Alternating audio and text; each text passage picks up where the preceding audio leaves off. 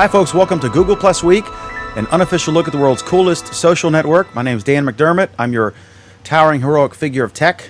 Just kidding. I'm in Bentonville, Virginia. Joining us from New York is, well, I see Pam Adger. Pam, welcome. Let's bring the whole panel up here. Oh, I thought I had blue boxed Alan. Pam Adger's in Menifee, California. We'll start from the right. I'm in Menifee, California. Yep, absolutely. And then we have Moritz in Ireland with Google. Any opinions expressed are those of Moritz and not necessarily his employer. We have Michael Ellis. Any opinions he might express are the whiskey talking. They're purely my own. That's it. Absolutely. And a similar, what kind of back? Is that a wall or is that a screen there, Gary, behind you, Brown? It's the headboard of my bed, actually. Oh, okay. What about you, Gary? What you got behind you? A wall or? It's a wall. Awesome. Walls. And in New studio. York. My wife has assigned me to the corner. Absolutely. In New York, we have Mr. Alan Furstenberg. Hey, Welcome, Dan, Alan. What do you have behind you, Dan? Is that also a wall? I have a brown screen. And behind that, a chroma key screen. And behind that, a closet. That's what I have. So anyway, okay, so first up, we've got a new app for Google Plus for Android, which I think I have and I haven't used it. I don't remember installing it, frankly, but apparently I did at some point. So, Alan, you want to tell us what's in this sucker and what's cool and all that? Or Moritz? I don't know. Who's used it? I used it. It's finally installed for me this morning. I know, Moritz, you want to talk about it? Go ahead. No, go ahead. So does it install automatically? Someone's got to explain to Mike Ellis what's in this app. Yeah. I have an Android phone. I don't know if it works or not. Turn the ON-OFF switch. If you have Google Plus installed and you've told it to automatically install updates for Google Plus, yeah, it installs automatically. Okay. So there are actually a whole bunch of updates, and we're going to be talking about some of these in some more detail later. The one that I see people talking the most about, though, is the fact that the way refresh is handled has changed. So previously, you used to be able to, there would be a the reload button or the reload circles on the top would change color when there's new posts, and now a blue box will show up, and if you keep swiping down and you swipe past the top, it'll do a reload and with some fancy graphics. I don't think anyone's actually paid attention to any of the other real features of it that have come along, but that's the one everyone seems to be talking about. Has anybody else looked at it, played with it, seen any of the other nifty stuff about it? Because The Android app? Yeah. Well, or the iOS app, because iOS has gotten many of these same features as well. Mm-hmm. And in fact, the iOS app, the new iOS app, landed just about an hour or so ago. Mm-hmm. So iOS users will be able to start seeing that now too.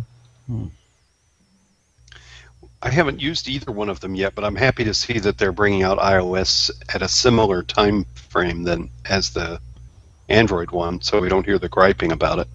Well, they always try to. The biggest problem is that for Android, they can release it when it's ready, and for iOS, they can release it weeks after it's ready, because that's because Apple has its they got a process you got to go through. Yeah, actually, I think the correct thing to say is with Android, they can release it several weeks before it's ready, and then with Android or with iOS, they can introduce it several weeks later. Well, I mean, if we really want to talk about when it's ready or not, we can legitimately say that they still haven't released it yet when it's ready. Right. But I haven't seen the new capabilities. So do you have a list of what they are? I didn't see that in the. We do. We'll be covering some of the other ones. Oh, on Monday? Well, no, as individual breakout features. Oh, I see. Because some of them really did merit discussions of their own. Oh. So okay, cool. the first one that I had on my list to discuss separately was one of the big gripes that people have had is that the way you used to be able, the way you needed to switch between accounts previously. Oh, yeah. required it to look like you were logging out. Yeah, I heard about And that. that's no longer a requirement. You can now directly switch accounts. I haven't actually played with this one yet. Which is just and- like it is on the desktop then, right? Yes, it's more like how it is on the desktop. And actually, Which before is- I continue, I just want to remind everyone, we are taking your comments, your feedback, your questions, so feel free to let us know if you've played with the new apps yet. And we're Yeah, good following idea. YouTube and the event on Google+. So feel free. We see a lot of you are already chatting, so we're eager to hear your comments. So this new account switching, actually, the biggest motivator behind it actually looks like it wasn't because of pages. It looks like it's because you're now able to actually switch Google Plus accounts if you have multiple Google Plus accounts.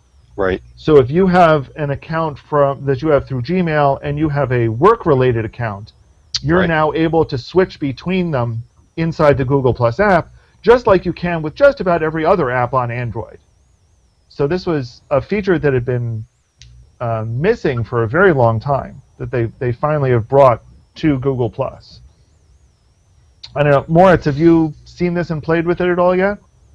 Yes, absolutely. I played with the app a lot, and unfortunately, this multi-account switching is not working yet with my corp account, so I still have to log out for that. But it works pretty well with like pages and stuff like that, and makes the life way easier than before.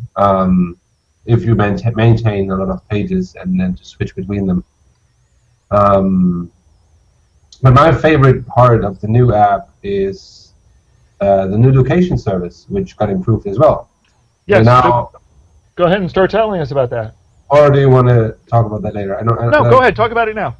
Okay, so the new location service got improved as well. So you can now decide between a city location and a pinpoint location. Oh, yeah. So the pinpoint location is a more accurate position, which you probably just want to share with like your family or close ties or friends or whatever. And the And NSA. city location can be shared with like your circles, extended circles, or even public, like I do it. And it's really cool. And latitude was deprecated, so I think that's a good approach to continue with that. And a lot of people like doing that, especially if you're sharing the location with your friends, and you can see like who's around and who's like in a pub nearby, so you can join them and stuff like that. So I really like that. Unfortunately, not that many people here in Dublin use it yet, but I hope that will change in the near future. Mm-hmm. I got to tell you, one of the things that I like the most about the new location feature is that the previous incarnation, everyone who was sharing their location with you, you would see. You had no control over who you could see. Yes, Now and now you've got it's filtered now- by circles. Yeah, now you've got the other end of that filtering, so you can say, okay, I am only interested in 5 people out of however many that follow me, that are spewing their location to me. I don't care about most of them. This is a huge change, and I'm glad they finally did this. And also a minor improvement compared to the last version is that if you have many people in one location, you don't have that cluttered interface anymore with like all the pictures overlapping each other. So now we combine it into like one blob or something, which has like multiple, or I think up to four small profile images and number of how many people are in this location or in this zone. And if you zoom in, it like divides and splits up into like the single profile pictures. Yeah, the location aggregation is really nice to see. I think that's a great feature as well. Yeah, we're getting there. I think this is one of the things that people are haven't really noticed yet, because I've seen very few people talk about it and very few tips passed on about it. But this is one of those things that I think people really should learn how to take advantage of your circles to use this effectively. I mean, I'm kind of at the point of suggesting to people, you want to create 3 new circles. You want to create a circle for people for location fine-grained, location city-grained, and for people whose location you want to see.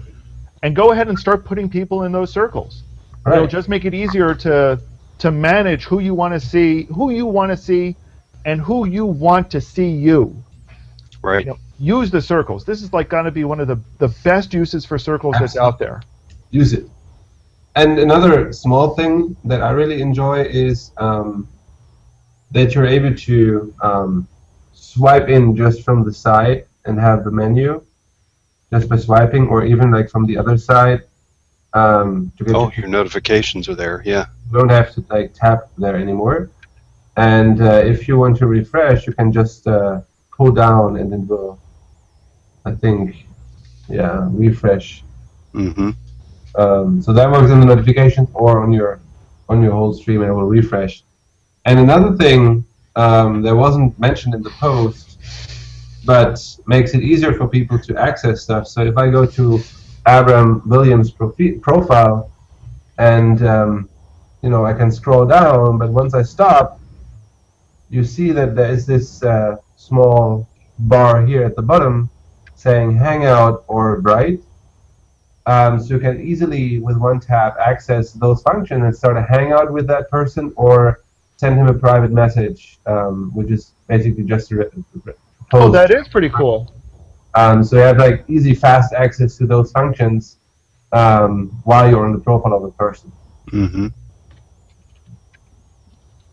And there are some other more like small improvements to the app itself, which were mentioned in the initial post. So I really like it. I don't think it's got a lot of major changes, but I think I think that the things that it has added to it are those nice small incremental improvements. And I think some of them are things that should have been there from the beginning. I'm really disappointed that Location didn't have them from the beginning. Mm-hmm. Glad to see that they're there now, though, because I think this is a good improvement on that front. So we have a question that appeared on the event. I'm actually going to open it up to everyone from Michael Mason. As a parent, is it or will it be possible to track a child's location? Well, that all depends if you've implanted the chip in their neck or not, and if they've somehow been able to get it out. Assuming, however, that you mean if it's possible to track their cell phone, I'm pretty sure that the answer is yes. One of the things that you'll be able to do with this, assuming that they have the cell phone on and that they've put you in the right circles and you've turned location sharing on, that you'll be able to do this sort of thing. At least that's certainly the impression that I get from the documentation and the limited playing that I've done with it. I don't know, has anyone else played much more with location services at this point? Moritz, I'm almost afraid to ask what you're doing. Nothing. Nothing. He's taping he his says. cell phone to his microphone? No, Moritz, my camera to my tripod. Did you ask the question about? I don't want to know. Wait, one question, because Moritz is putting the He show is. behind him. That's Google TV, not Chromecast, right? But there was an update to Chromecast today. I got. Dan. Did you already Wait. do this? No, but can we talk about that like after? Sorry. We Go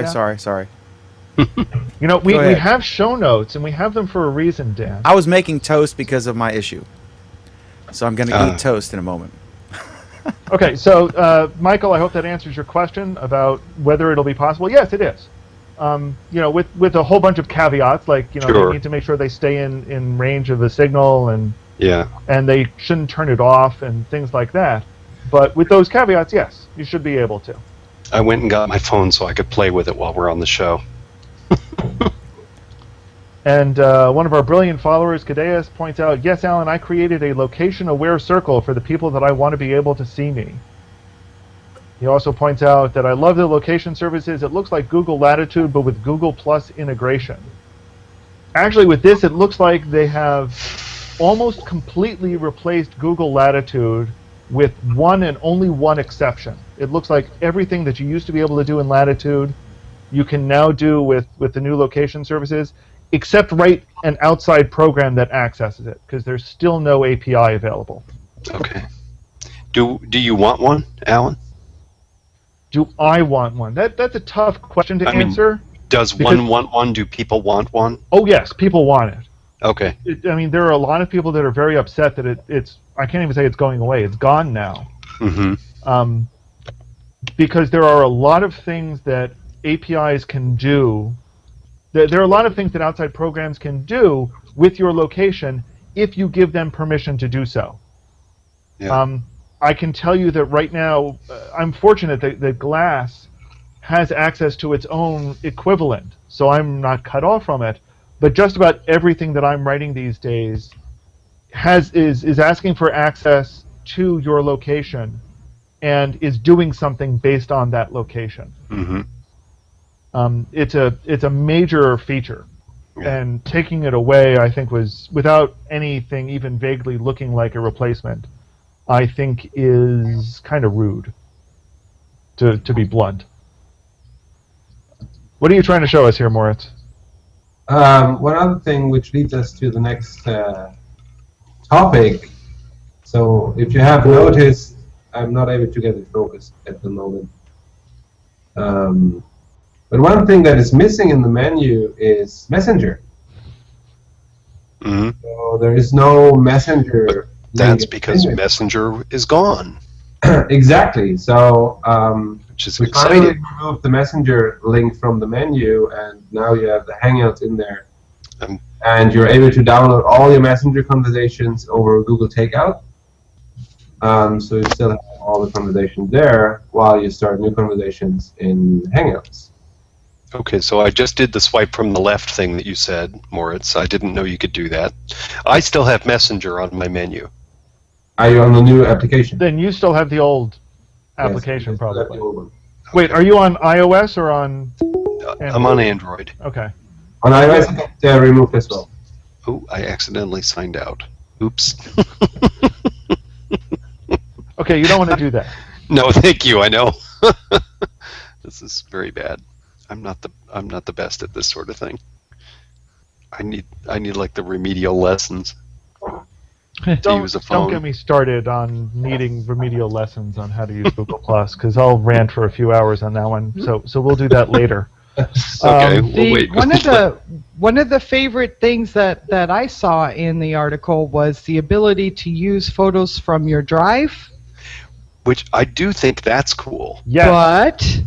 But I'm having a hard time getting my getting it to load. So I don't know if it's just because I have an old phone or what. But I'm not able to even sign in on my phone right now. It's just doing that little circle thingy over and over again. So I don't know what's going on. Probably have to restart my phone, just like you have to restart your computer. Yeah, no doubt. Now, which phone do you have, Pam? I have an Android phone, but it's an old one. It's called Stratosphere, Samsung Stratosphere. Okay. Sorry, no, it's more that I just can't keep track of what kind of phone everybody has. That wasn't a sentence. No. I was just trying to remember what it's called. I'm not embarrassed to buy it. I mean, I got it for free. That's a reason to be proud. Yeah. That's my favorite brand, Pam. Free. No kidding. I can't figure out how to get automatic updates. Yeah, so, I mean, the neat thing about the, going back to the topic, the neat thing about the Why would we want to do that? the integration. Yeah, I know. Going back to the topic, what a shock. The neat thing about the integration between Drive and Photos is that this isn't just a mobile edition, which actually I can't find it on my phone at all. It's that this also works on the desktop. So now, if you link up the two, and there are some things that you need to do in order to link up the two first, you'll be able to see these synthetic albums that Google Plus will create with a little Drive logo on it that indicates that these photos come from Drive. Yeah, here, I'm showing it right now. So here's... Wait, you have to sync them first? You don't have to sync them. You have to turn the feature on. It's not turned on automatically. But I have Drive. I have Drive on my Android already. So how come they're not automatically synced together? Because you have to enable it first, Pam. To do that, you can go to the settings on your phone, like in a photo. No, wrong. You go to your where is it? Settings are gone. Now, the settings are in the upper right-hand corner, just like they're supposed to be on Android phones. Exactly. So, yeah, there we go. That's why you can't find it. There you have photos, and in photos, there's, on the top it says Google Drive, and you just have to check it, and then it's enabled, and it will start syncing and showing Drive albums in your photos. Yeah, it doesn't really sync. It just enables you to see them. Exactly. Right? So, and as Alan was just saying, you see albums with like the Drive icon, as you can see here, showing up like between your regular picture in a photo. No, wrong. I'm not sure there are any more. Probably somewhere. So you're talking about the settings within Google Plus on the in the Android app, exactly. Okay. And then they should show up, but I am only able to see one album so far. Maybe I don't have. Oh no, here are some others. From when I went to Loathe, an album I shared on Google Plus, on Drive, or here when. So Moritz, stop on one of those so people can hopefully see a little bit better the little Drive icon in the left-hand corner next to the date. Yeah, I'm not liking that. I have a weird feeling about the Drive feature. What's your weird feeling? I dislike that they're sort of virtual albums instead of actually syncing into one place. So now I gotta oh, this is actually in my Drive, so I gotta go there. No, this is on Google Plus, so I gotta go there. Oh, they're not. I know it's a step closer to a unified system, but I don't Hi, like folks. Welcome to Google Plus Week, I want one. an unofficial look at the I world's agree with you. coolest In social fact, I'm not network. even My sure name's I'd say Dan I want McDermott. I'm your This points actually to two big problems with photos in Google Plus for me. The first is that the organization of them is crap. How so? Well, there is none. But as you can see here, you can remove the album, like a specific album, from Google Plus, or hide it from the highlights, or you can view it on Drive. So they're not synced or copied over to Google Plus. They're just But they should. That's the thing. I would like them to be in one place. Well, see, I don't even want them to be. I mean, the problem is right now the way they're set up is they're set up with all of these bizarre caveats and things that you need to understand in order to make it work correctly. Instead of it just being, you have a folder on Drive that has photos in it, you have an album on Google Plus that has photos in it. You put something in one place, it shows up in the other.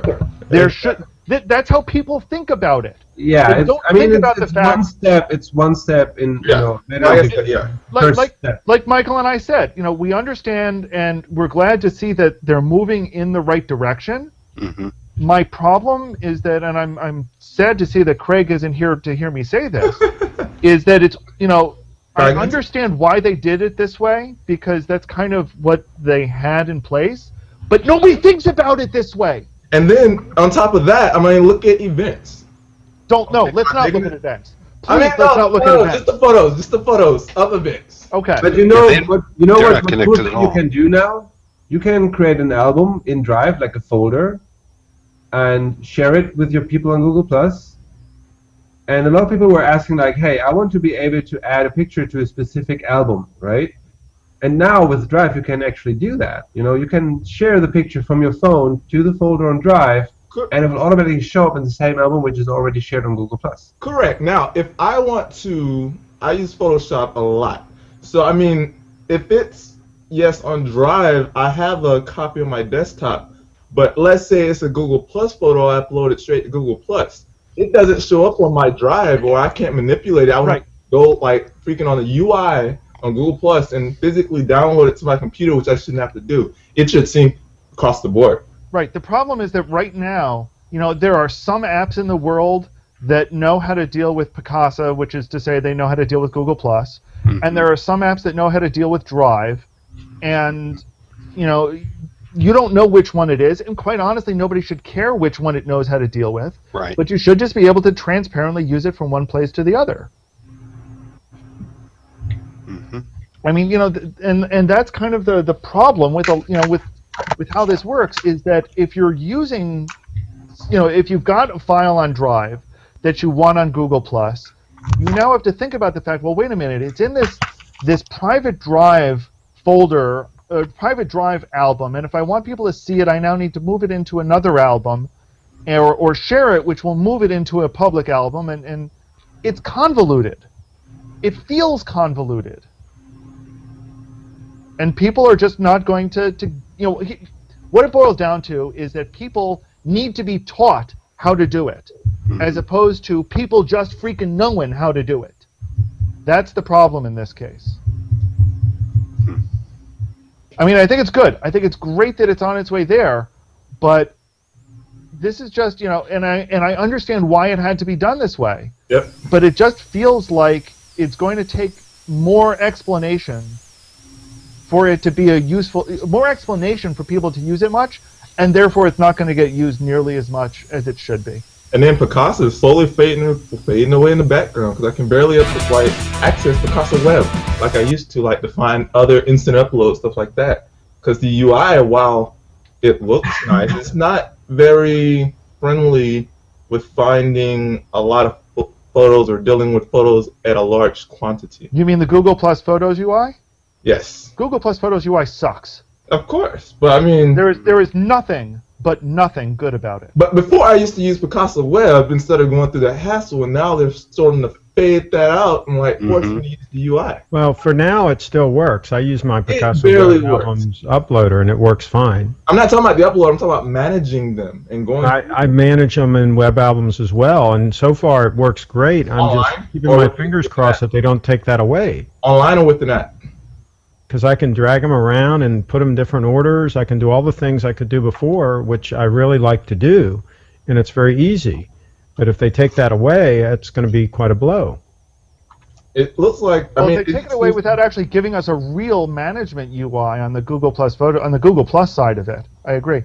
Anyway, Craig, I'm glad you're with us. Good to see you this evening. Good to be here. Have you gotten a chance to try out the new iOS app for Google Plus yet?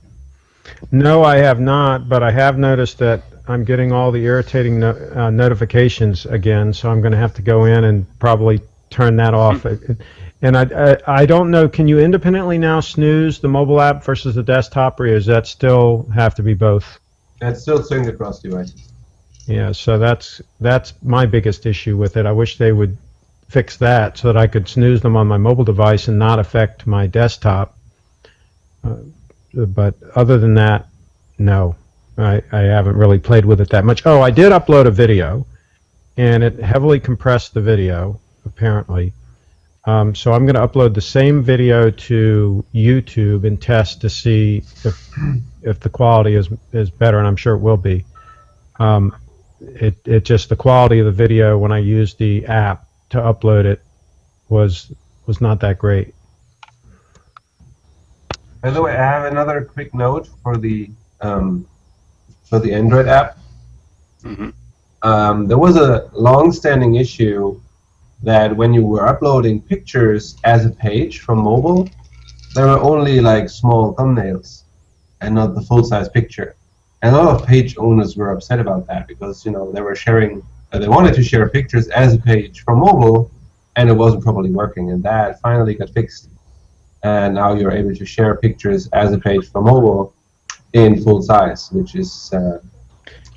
Now, one thing, Alan, excuse me, Moritz, one thing I will mention about the app and the video that I uploaded using it is it, instead of just giving a thumbnail like a normal video, it gives a series of thumbnails, almost like an animated GIF for the video.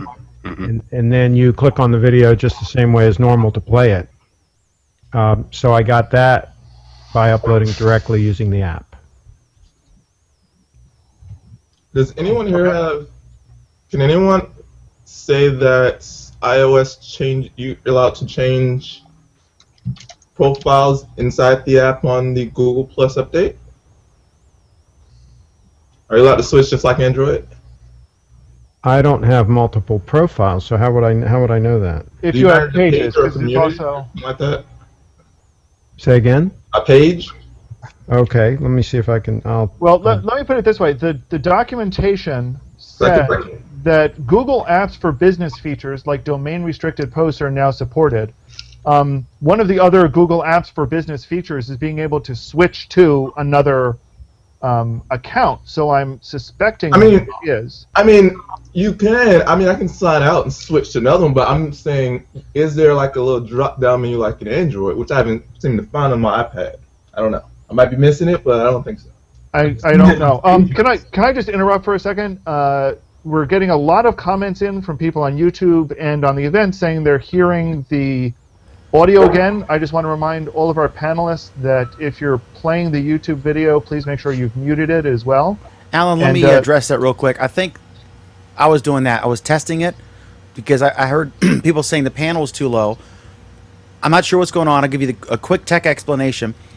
The audio, the only audio that should be in the streamer is my mixing board into my Intensity Pro card. But apparently, I'm playing this. I'm not hearing it at all, but apparently it was going out. So it was me. I apologize because I was trying to play it to see if the panel volume was too low. And apparently, I was trolling the whole show. So I apologize. And now what I'm doing is I'm testing it on my phone, and I'll test it on my Nexus 7 and see if I can do that. So you shouldn't hear the music again. It was me. I'm guilty. I apologize humbly. So there, it's Michael Ellis's fault because he's got this good whiskey. That's what's going on, basically. Always my fault. Okay, Absolutely. thanks, Dan. So anyway, sorry, Alan. Go ahead. No problem. Thanks for clearing that up. And thanks, everyone, for making sure we were aware that there were some problems. Next subject that we had kind of ties into the comment that I just made, that the Google Apps organizations get some powerful new features. We're moving away from the cell phone now and moving towards features on Google Plus in general that for the few people out there who are using Google Plus as part of a Google Apps domain, that is somebody who presumably paid them to actually have a Google account, usually we get fewer features, and in fact we still get fewer features, but this time they've actually given some additional features. Most notably is that if you're using an apps account, you can now get programs that will directly write posts to your stream. Will let you manage your circles from outside Google Plus and do other really nifty stuff programmatically. Michael, have you taken a look at the code yet? At the new API for domains? You're muted, I think, Michael. I was saying me or Michael Ellis? Me? If he's talking about writing programs, it must mean you. So this is the API, like, okay. I have not because I have the free apps. I don't have the paid apps. So I mean, every time I see that, I like skip. I have the pay apps, but I only write programs on AS400s, so I think that leaves me out for a while yet. So I've taken a look at this, and there are a lot of interesting things about the API that get exposed as part of this. You know, like I said, there's code in there that lets you create posts, although the posts are limited posts. They're only posts that can be seen by other people in your domain, in your apps domain. Right.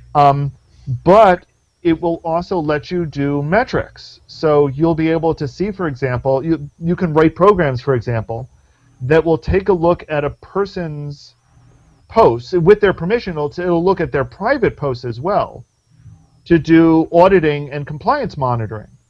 So, for example, with a person's permission, you'd be able to look at all of their posts and say, okay, this person is posting, you know, of the last 100 posts that they did, all of them were posted inside the domain, so that's good. Or here's this person who seems to be posting an awful lot to, you know, outside the domain. Are they sharing our information? Well, and maybe they're looking also for time of day. Right. Is the person, you know, whose job is not related to social media spending half their day on Google Plus instead of doing the work that they're there to do? Looking at the cPanel Google Apps because I had to update some C names for some different other things, but they did upgrade it. I like the Google Plus looking thing, but it seems like it's a sort of a closed smart API from what it sounds like, and like it's not really open to the fact since all of this stays in house, and it surprises me that they're putting all of these features into such a closed to a system that requires money that I don't think a lot of people are using. Well, I think it's interesting. I think it was deliberate that they did it this way for two reasons. Test it. Well, that's one. One is that if you look at the API and you read the API documentation, a lot of it reads like they're saying, here is the API to make posts. Oh, but we're limiting it to you right now to only post inside your domain. Here's the API to do all of these things, but right now it's limited to only inside your domain. So they're testing it on a slightly broader audience, I think. It really wouldn't surprise me, and I've got no confirmation on this at all, if this API is the exact same one that partners like Hootsuite are using, that this is the API that Hootsuite is using, just that Hootsuite doesn't have those limitations. So I've got no proof of that, but there's a lot. It's strongly indicated that that's what's happening here. I would bet on it too because it doesn't seem like Google reinvents the wheel. You're kidding me, Michael, right? It seems like some of the older things come from older things, or some of the newer things come from older things. Don't reinvent the wheel. You got to be kidding me. How many share buttons do we have? We've got at least 4 versions right now, all of which are. How many plus one buttons have we had? Well, same thing, yeah. I think that the second reason, though, is there are probably companies that had been resistant to moving to Google Plus because they needed to deal with compliance issues. I still don't think they're there. Well, I think they're not there because this has only been in existence for a week. Well, I think this is just Google Apps. Well, I mean, talking about the paid portion. I mean, that's been out there for a while, but I think this is just more of an enticement to try to get them there. Right. No, that's what I'm agreeing. I think they're going to be able to say with this, look, we now have compliance monitoring for your social accounts. You don't have that on other platforms. Hint, hint, hint. We can give it to you. Hint, hint, hint. Is that enough? I doubt it. I think for some industries it might be enough to get them at least to take another look. I still doubt it. I don't think it's going to be the be-all and end-all, but I think it's one more thing to say, hey, give us another look because we can give you these features that nobody else can. But that's the thing; they're not giving any feature that no one else can. I mean, they're giving compliance monitoring. That's a big deal. I mean, you can find many third-party services that do this. It might not be to the point where it's one platform on one social network, but I mean, it's different things about other social networks. Yes, but I don't think you can necessarily get it to the same degree of what you can get here. And I think that's what they're going to be. I'm not saying that nobody else can do it. I think what Google is saying is, we're giving you the tools to do it now. Yeah, that's true. There are companies that would not look at Google at all until these sorts of things were in place. And now that these sorts of things are in place, they'll at least give it a look. Once they see the price, like my gripe is the price per user. I don't like the per user model. I think the other thing that kind of ties in this, that there's this multi-pronged attack. At the same time this week, we've started seeing them publishing articles about, here's how you can make your Google Plus sign-in work with your existing apps that use Facebook sign-in right now. Yeah. They needed to do that. They're a little late with that one too, but they needed to do it. Yeah, but I think they're finally getting around to making this multi-pronged effort to give companies a motivation to take a look at Google Plus. And I think it's coming at the same time that we've seen, outsiders saying, hey, it's time to give Google Plus a second look. So I don't know how much of all of this is happening at the same time by coincidence or by design, but I can see them all converging together at this moment.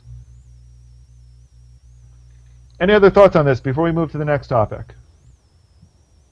I didn't think so somehow.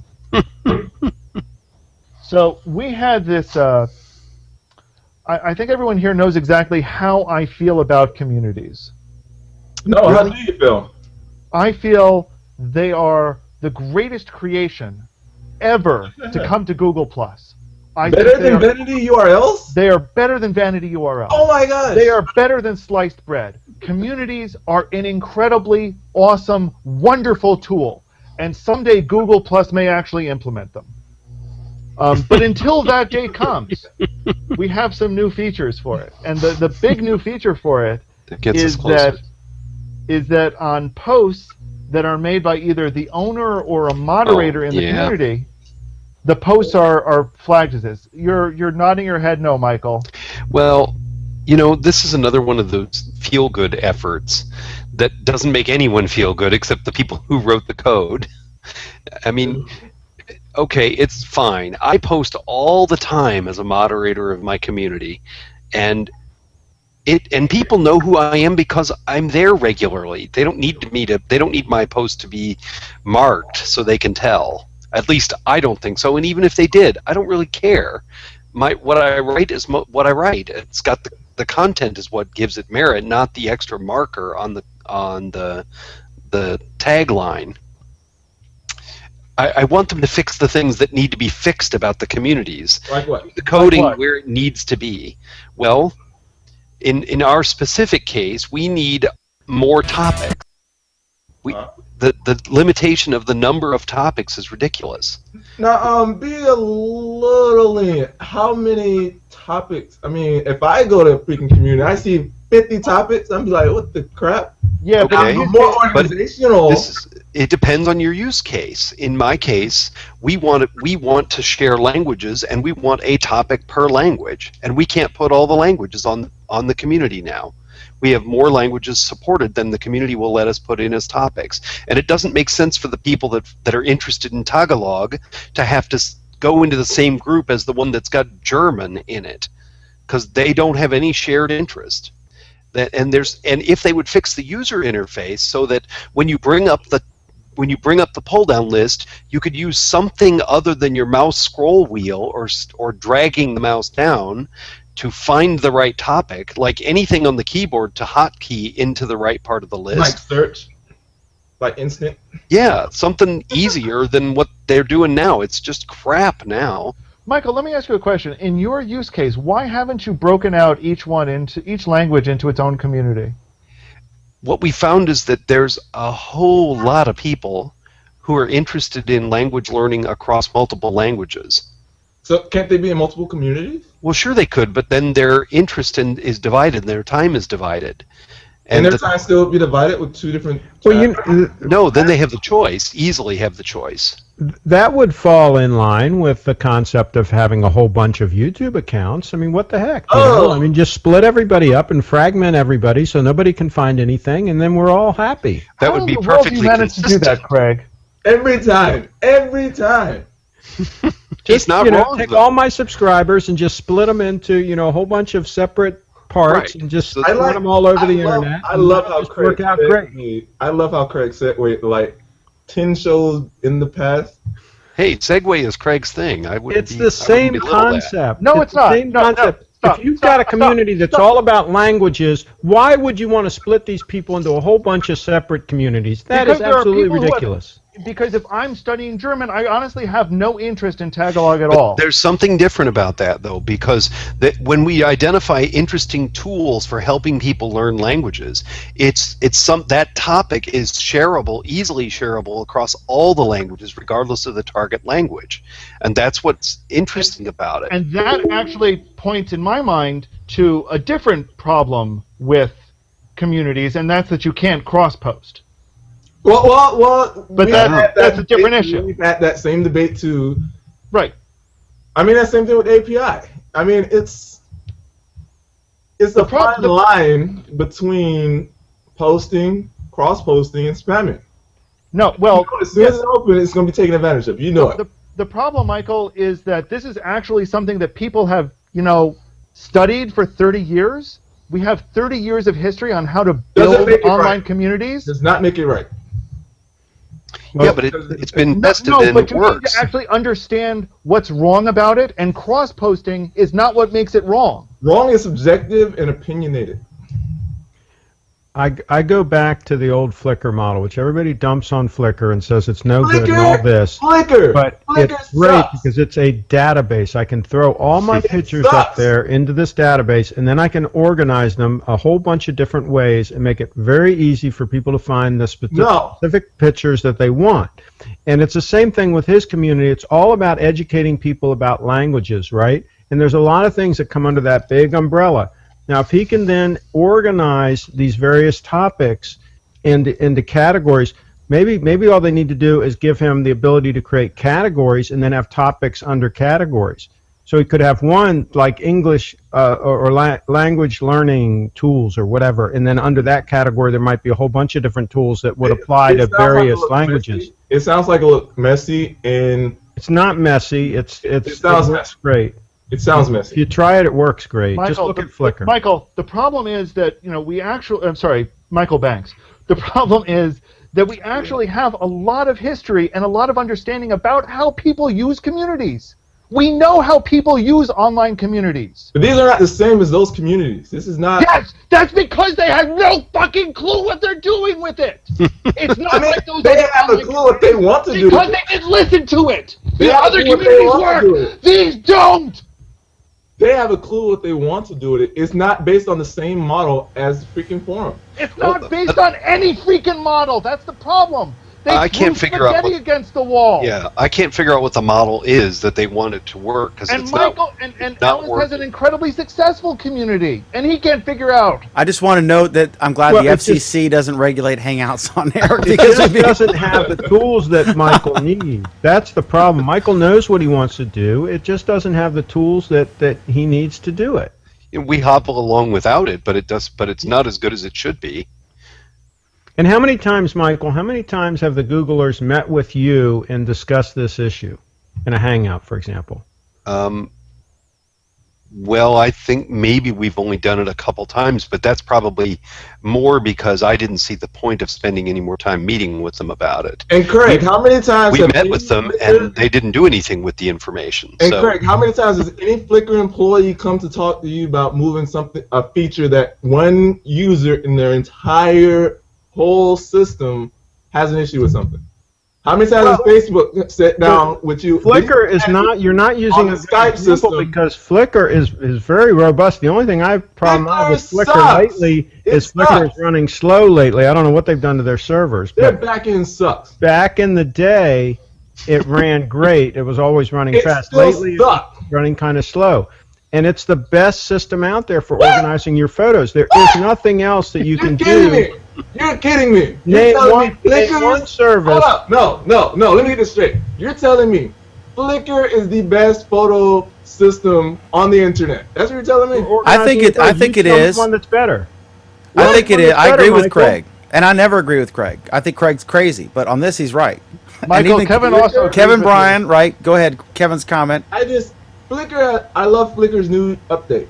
I hate their backend system. I don't You tell me another system that gives you the flexibility of Flickr to organize your photos. Tell me, and I'll go to it. I'll use it. Alan, read Kevin's comment, please. You're telling Google Plus photos, I'll tell you that, and I don't use Flickr. Alan, read. Yeah, there you go. yeah, Craig is right. Please. I just want to make sure that that's crystal clear that somebody thinks Craig is right. This is odd. I'm not even sure we need to go past that, but I will. Flickr You could is actually awesome. wrap the show. Very easy search. Groups Yeah, we're that make done sense. for the night. There's Thanks, a lot everybody. right there. Of Yeah, course, I like Kevin also Flickr. I like Of course, Flickr. Kevin also points out that Craig's troll level is over 9,000. I don't know what the scale there is, though. Yeah, what's On a the scale max? of 1 to 8, That's a 1,000. Dragon Ball Z reference. You know, ours goes to 11, but I don't know where 9,000 is on that scale. Anyway, skipping back to the communities, we have this observation from George Cozy. Making a whole bunch of communities dilutes the institution. Yes and no. I think it dilutes the institution only because the way Google Plus communities are set up is so screwed up. I mean, if you look at any other community out there on the entire internet, you don't have this problem because they are able to order things hierarchically. They're able to create subscriptions based on that ordering. There's just so many more little, simple, basic things that communities have had for 30 freaking years. that communities on Google Plus don't have. Mm-hmm. And I guess one of my problems with this is that they seem to be moving at a snail's pace on adding these features that people are talking about, and they add things that to me just make no sense at all to invest all these development dollars in. You know, the change the look of an icon, and I can't imagine what that costs to do that everywhere in all the different clients that they have to write the different apps for iOS and for Android and all the different shit, and the desktop and different browsers. They have to do all that for all those different settings, and they're doing that stuff and not adding the basic features that we need. I mean, I'll be honest. This change that we actually started discussing, 10 minutes ago, this change is actually one that I've heard several people ask for, and is one that they actually did borrow, sort of, from traditional communities. So I understand why the feature is there. I understand it might not be useful in your particular case. Right. But I understand why it's there. But every other place it's implemented as a very tiny part of a much bigger badge-like system. For that matter, Google Groups has this, and has had it for ages, in conjunction with a bigger badge-like system. Right. They didn't introduce the rest of the badge system. So it's just one of those, it's a little, I agree with you, it's a little change. Who knows how long it took them to actually implement this, but it seems like things progress at a snail's pace. Well, and they're working on that, and that's what they introduce and wave a big flag about. And the stuff that, there are many things that we still need in Google Plus, like sharing documents to circles, just as an example. It's not specifically Google Plus, but it is, and those are things that people really want. Well, anyway, I do. It's interesting you mentioned that, because the Docs team has been hinting about that recently. I really want that. I really want it too, and in fact, I asked the developer relations people about it just this week, and they said not yet. Yeah. But it's clear that it's something they're working on. That, however, is a much bigger change. And I understand it's a bigger change and it takes a lot more work, but I don't want them to introduce these, I've changed the look of an icon fixes for me. I'd rather never hear about those, because it just annoys me that they spend development dollars on things like that. And and just to be fair, I think it's not really valid to compare two things in two totally separate areas. Okay. I mean, I agree with you on some level, but I think it's difficult to compare how much effort two totally unrelated groups in Google are spending putting in features. And trust me, I get the same way, and I feel the same way you do. It's just, I'm overwhelmed with frustration because things that we so desperately need continue not to be introduced. And we get a stream for months and months and months of things that I couldn't care less about. Right, and trust me, I understand. And it's the same. I mean, my complaint on this one is, you heard me ranting about photos earlier. So the photo updates that we did get today. Could you repeat that? I might have missed it. Well, what's the succinct way to put this? Photo management in Google Plus is awesome. Oh, is that awesome? Oh, really sorry. Awesome, and someday they may actually give us that feature, but until then, it sucks. Okay. But no, I mean, I agree. I'd like to see them focus more on things that will actually help people, as opposed to things that look like fluff. Mm-hmm. I know it's always a tricky thing to figure out what it is, and I think part of it in this case is that a lot of all of the changes that we've been talking about for the past hour or so, they were all released within a 1-week period, and I think it's no coincidence that all of their interns are going home today. So I think what we're seeing are the summer intern projects being released. Oh, actually, that could make a lot of sense. So, in some ways we're seeing fairly small, relatively trivial things that they had a summer intern working on, or summer interns working on, probably in the case of the Android client. But they still took, full-time Googler effort to coordinate and work with them on those sorts of things. So it wouldn't surprise me if that's at least some of what we're seeing. Let me see if I captured George's comment before it suddenly disappeared because it looked like it was good. User experience and user satisfaction can't be put in an algorithm. They may be completely unknown concepts at the Google, or they weren't until very recently. I'm not sure I agree with that, George. I mean, I think one thing that we've seen a lot of, though, is that while they're very attuned to user experience and user satisfaction, they don't necessarily. They're more predictive about where they think the users are going to be next, rather than where the users are today. So it's things like, and I think of this all the time when I talk about Gmail, for example. Excuse me. No. This is a positive. This is, looking backwards at Gmail, not at what Gmail is today. That's another fiasco altogether.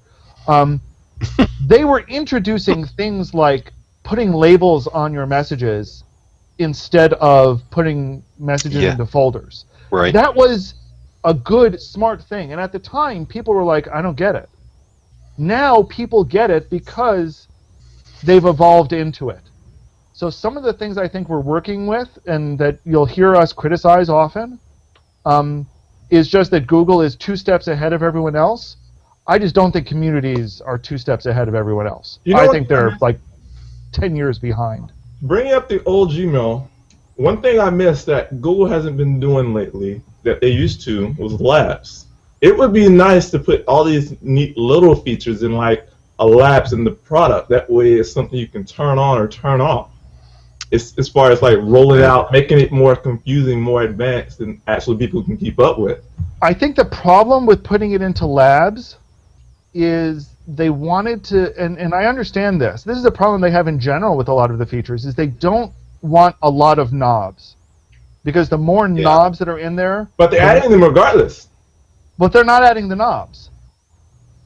They're adding the features without adding the knobs. And I think that's part of what they're doing, and that's part of what's causing some problems sometimes. So anyway, we've some more comments here from Gregory Lewis. I'm new to Google Plus, and I was surprised at the lack of variety of communities. There are 1,000,001 tech communities, but little else. I disagree. And we're surprised, and there might also be a discovery issue, might we think? Anyway, for starters, Gregory, welcome to Google Plus, and welcome to our show. I don't know. Okay, so I've now heard Craig say he's seen the same thing, and I hear Michael saying he disagrees. Why do you disagree, Michael? I disagree. I think they're out there as just a discovery issue, like Craig said. Okay, so yeah, I think we are all in agreement that yes, shockingly enough, Google has a serious problem with discovery. On many fronts. And I think he's partially right on his question as well. I think there are also, it's skewed towards a lot of tech-related communities. This whole platform. And photography, of course. I mean, because that's who's on here. I mean, let's face it. But why do we say of course? Yeah, I don't get it. I don't think that makes sense at all. I think it's just crappy marketing that keeps people from coming here in droves. It's awkward to work with, Michael. You have to be a techie person to work with it to get through all the hurdles. I mean, you're not going to create I do somewhat agree with that, Craig, but there's plenty of stuff now that if I go to Facebook now, I have no earthly idea how to use it. I can't figure it out. What do you mean? You just post in your timeline what you're doing, and you share the photo of your kid, and you're done. I can't figure it out either. Yeah, I can't figure it out. I went to that timeline thing, and it took me months to figure out what the hell was going on. They just suddenly sprang it on me. It was different, and I had no idea how to operate it. You click in the box and you type whatever it is you want to type, and you attach a photo or video or whatever, and you're done. What's so hard about that? I think they're both pretty. It can be both dense platforms, but I think with Facebook has been around a lot longer, and they've included things but kept the same fundamental thing. There's a timeline, there's a like button, and it's comments. There's No. photos. That's basically, I mean, It's that's what most of the people use. Now there are Yeah. so many things like lists and groups and all this other crap too. But Yeah, they I don't mean, use that. yeah, but I don't have any of that. I have like 30 people following me. I have like my family and some I mean, ex following, that's what one coworkers. other can. There's following, there's friends. I mean, it's Yeah, I don't have. Yeah, I go there and it's like, what is this? But then and you it's use only it. been You a don't couple use it, though, months. You don't use What? it. Right? You only use the simple functions of Facebook.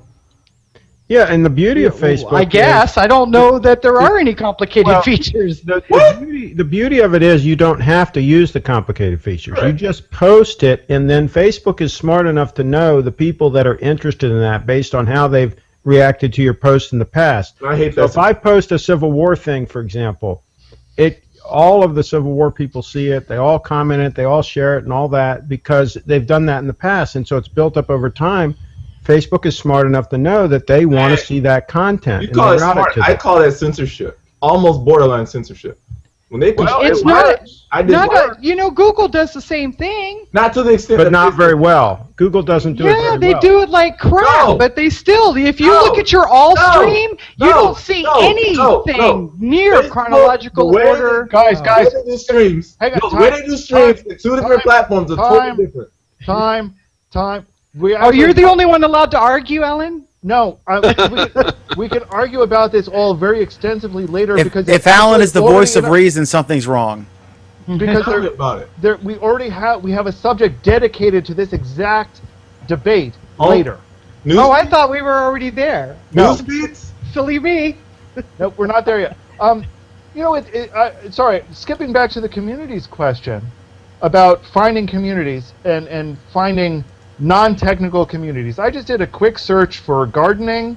I just did a quick search for civil. What was the other one I did? I found Civil War reenactments by accident, which I thought was interesting. Oh, I did a search for the Civil War. Didn't find a lot of communities on that one, at least not a lot of active ones, but that was an interesting one. You're in I did a Google? search on motorcycles. Yes, this is all in Google. Uh-huh. They're there. Discovery. I don't know how active they are, but I picked 3 topics that I know next to nothing about that I wouldn't join because I'm not interested in them. And you Um, searched within Google. I searched within Google Plus communities. Google Plus Communities, okay, Okay. because that's important. I That's was importantly specifically different. looking for Google Plus communities.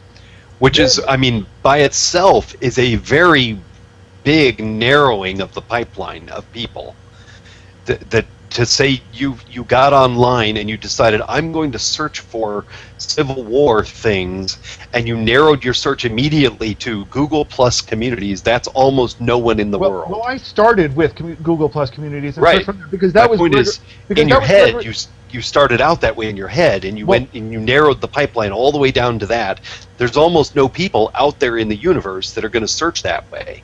Well, that was Gregory's specific question. Well, which is why I maybe did that. Oh, I maybe all Sorry. these like Google Plus bandwagon people that write all these little books and stuff could maybe talk about searching, how to search for something. The fact that Discovery. people don't know how to search Correct. isn't And, I mean, really that's why- Google's problem. And that's why I think, not to go against Alan, but I know they're out there, but I mean, I don't remember the guy who asked the question, but I mean, if he would have typed the same thing you just typed in the regular home feed search bar, it probably wouldn't get that many results. Whereas if you go in communities and type the same thing there, you'll get a different set of results.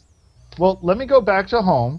Let me go back to my home stream, and I will once again type what was the one? Gardening. You're gonna Was get a my whole bunch of sample different search. other things. Share your screen, Alan. I can't do the technical reasons. Oh, okay. But just looking at gardening, I've got tons and tons of posts. Tons and tons. Now, admittedly, I know, and some of them are awfully interesting ones. I know next to nothing about gardening. I picked that one totally at random, and I have no idea if that's one that Gregory is interested in. Mhm. But it's more, the stuff is there. I don't think it's not. But you need to do a search, and you'll find some of the stuff. Now, I don't know. I don't know how it compares to Facebook ones, because honestly, the few communities that are there that I pay any vague sort of attention to are about the same communities that I follow here that I pay a vague sort of attention to. And they're about as busy there as they are here. I'm still waiting for you to join my thong community, Alan. Did I get an invite? I forgot to check. No. I don't. There's a reason why I would not join your thong community, Pam, and it's not because I don't have the utmost respect for your... Okay, let me address this, because I've been harping on this for a long time. That the one thing... Craig Shipp and I have been harping on this forever. The one thing Google does best is search, and they know everything about us. They know what is in my email. They know what websites I go to, etc. Right. So if I'm into gardening, or in fact, I'm looking here. If I look at my left screen,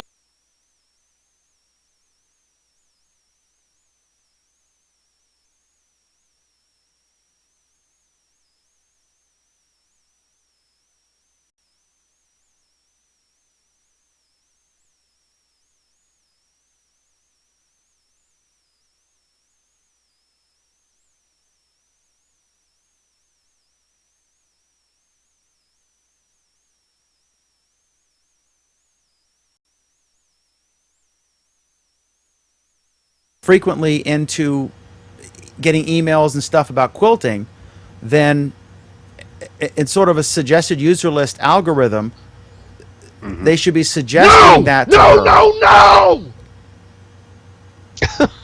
What? Go ahead, Dan. Do you wish to differ? Like perhaps he differed. I wish to be perfectly and utterly clear on this point. The suggested user list should be destroyed as quickly as possible. What I mean is when they suggest things, I'm not saying that the thing, and in full disclosure, I've been on it before and it was great. I didn't ask to be on it, but I was on it, and I got 100,000 followers from it. But I think that if someone logs in Frederick, Maryland, then they should see an algorithm should be able to discern that Craig Shipp posts about Frederick, Maryland, and that he gets engagement on his posts and shares and plus ones, and Craig should be suggested to anyone who logs in anywhere near Frederick, Maryland. If someone's near Bentonville, Virginia, I should pop up. If someone is in Menifee, California, perhaps Pam should pop up. Based on, but they know. I mean, look, how can Google possibly fail at this area? This is what they do. They know everything about us. Why aren't they using it in Google Plus? I've been harping on this for a long time, but they should do this. Discovery should be way improved. If Gregory, who's been commenting on our stuff and is a local guy I know for quite some time, if he wasn't aware that you could search for communities like this, something's wrong. These things he shouldn't have to search. It should pop up. Stop. You just switched subjects by accident. Yes, something is wrong with the fact that he didn't know. Something is wrong on the internet. That's the problem. The UI for Google Plus sucks. Period. End of line. The fact that there are 1 billion people who post how-to videos demonstrate the fact just how bad it is. I think the number one topic of Hangouts for like 6 months. You take a 6-week course on Google Plus, for Christ's sakes. And then after the there are several out-of-date books available. And then after the 6-week course, that's right, you have to take it again because everything's changed. Yeah. We had a guy wrote his book and sent me a nice free copy, and it was immediately out of date because they changed the UI right afterward. The other guy wrote the Dummies book we had on the show, and his book was out of date the next day, and that was a physical printed book. It was sold like in Barnes and Noble and stuff, and it's out of date. Between the time that they stuck them in the UPS truck at the publisher and they arrived at the freaking Barnes and Noble, it's out of date. Can you imagine? Well, that's okay, because the guy probably went on a week-long bender to recover. Poor guy. No, he's in Utah, so he probably doesn't drink. But how frustrating! You spent all that time writing a Dummies book with all those little notes and little, illustrations, and it's out of date. Discovery's an issue, and it shouldn't be. That's the one thing Google does. They know relevant search results. So they should. Why is it like pulling teeth to get people to figure where stuff is that's interesting to them? But no, Dan, why? Dan, you just switched topics again. I'm ADHD, and I'm on. I'm literally. Topics. I'm literally on multiple drugs. But here. We're Prescribed. blaming the drugs Alan, now. But Alan, I was at the it dentist goes and he back saw it half my to- face off, and I'm it on. goes back to the overreaching question of when you go, if you're new and you go into Google Plus and there's a search bar there, people are used to Google being a super powerful search engine, and they're used to just typing in whatever it is they want and getting great results. But here's the thing, Craig. Here's what I think is the problem is even if they do, is they're coming to Google Plus and thinking it's like Facebook, so they're not doing the search. I honestly don't think people are using search on this, because if they did, they'd actually start finding some of the stuff. But I have to disagree, Alan, because while we were talking, you said you did a search on gardening, and let me just share my screen with you what I did, because I did the same search, and maybe I didn't do it right. I don't know, but look here. I typed in.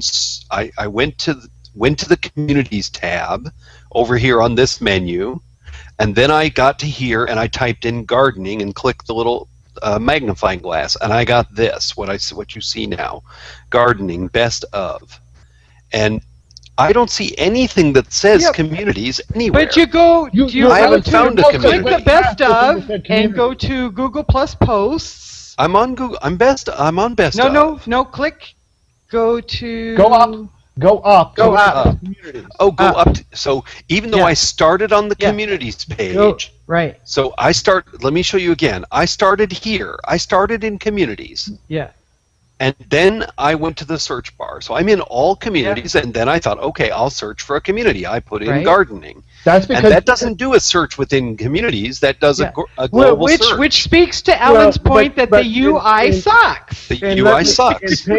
And Pam, There. If you notice Now the there's- search, if you notice the search, it gives all these big posts as a result, and you got to scroll down through these big modules, right, to try to look for what it is you're trying to find. Instead that's of a if you're typical looking for Google search posts. where it lists the search results nice and compact, and you can quickly and easily find what you want. Well, I will say it's, though, it's Craig, not really a track search template. result. It's like searching a blog and then seeing all the blog postings. I mean, that's not what I want. I want summaries of the blog postings so that then I can problem click and is- find the one I want quickly. No, the problem is though that there's no way to. I mean, now I've got all these things, and I can't tell what's important for me to look at. They're not in order by number of members. I can't tell anything about them. They're generally in Michael? order by number of members. Michael, But yeah. you're a very, very intelligent man, and I respect that you are smarter than I am, and I will ever be. You should be able to figure that out. Yeah, but it's way too But much I should have a scrolling, Pam. tool. It's I way shouldn't too have much to scroll scrolling. through these. Yeah, there's too much Yeah, scrolling. that's I true. should be able to You limit my shouldn't have to searching do that. I bet he can But- figure or out narrow my Facebook. searching some other way. That's Pam? right. If you could figure out Facebook, you should be able to figure this shit out. Oh, stop. I bet he Didn't I can just figure tell out. you Yeah, guys I I couldn't bet. figure I out bet he Facebook? doesn't need to take a correspondence course to figure out Facebook. He doesn't need to read Facebook for Dummies. He doesn't need But to read didn't I tell Twitter you for I couldn't Dummies. figure out Facebook already? You And yet know- there is a Facebook for Dummies book. They've already have to also really be couldn't a figure troll out dummy. Facebook either. I mean, what kind of I a wouldn't pay. middle school dropout would have to read Facebook for Dummies? I'm just saying That's that they it. I'm could. going over to Facebook now. Hey, Dan, you weren't paying attention. They all already said they couldn't figure out Facebook either. Oh, so I was trolling my own show again. Yeah. Again, Called your Okay, own so show. I just did a gardening search on Facebook. that's where I was just going. Okay. And how many ads did How you are your get? Now you're petunias, going to Alan? be getting gardening ads for the next 6 Do you want to months. know? You That's want to know how true. many ads I got? None. All of them. How are your petunias? Every single search result is giving me an advertisement for a gardener. This is Not like even gardening, just a gardener. this is like when your kid's crazy friend watches your Netflix for 5 minutes, and all And your then your all search your results are videos skewed. change Yeah. what they recommend to All you. of a sudden, you want slashing films. You know what? No, seriously, guys, this is good. Looking at this, the search results, it translated it into gardening services, Yeah. and is giving me a list of local gardening services.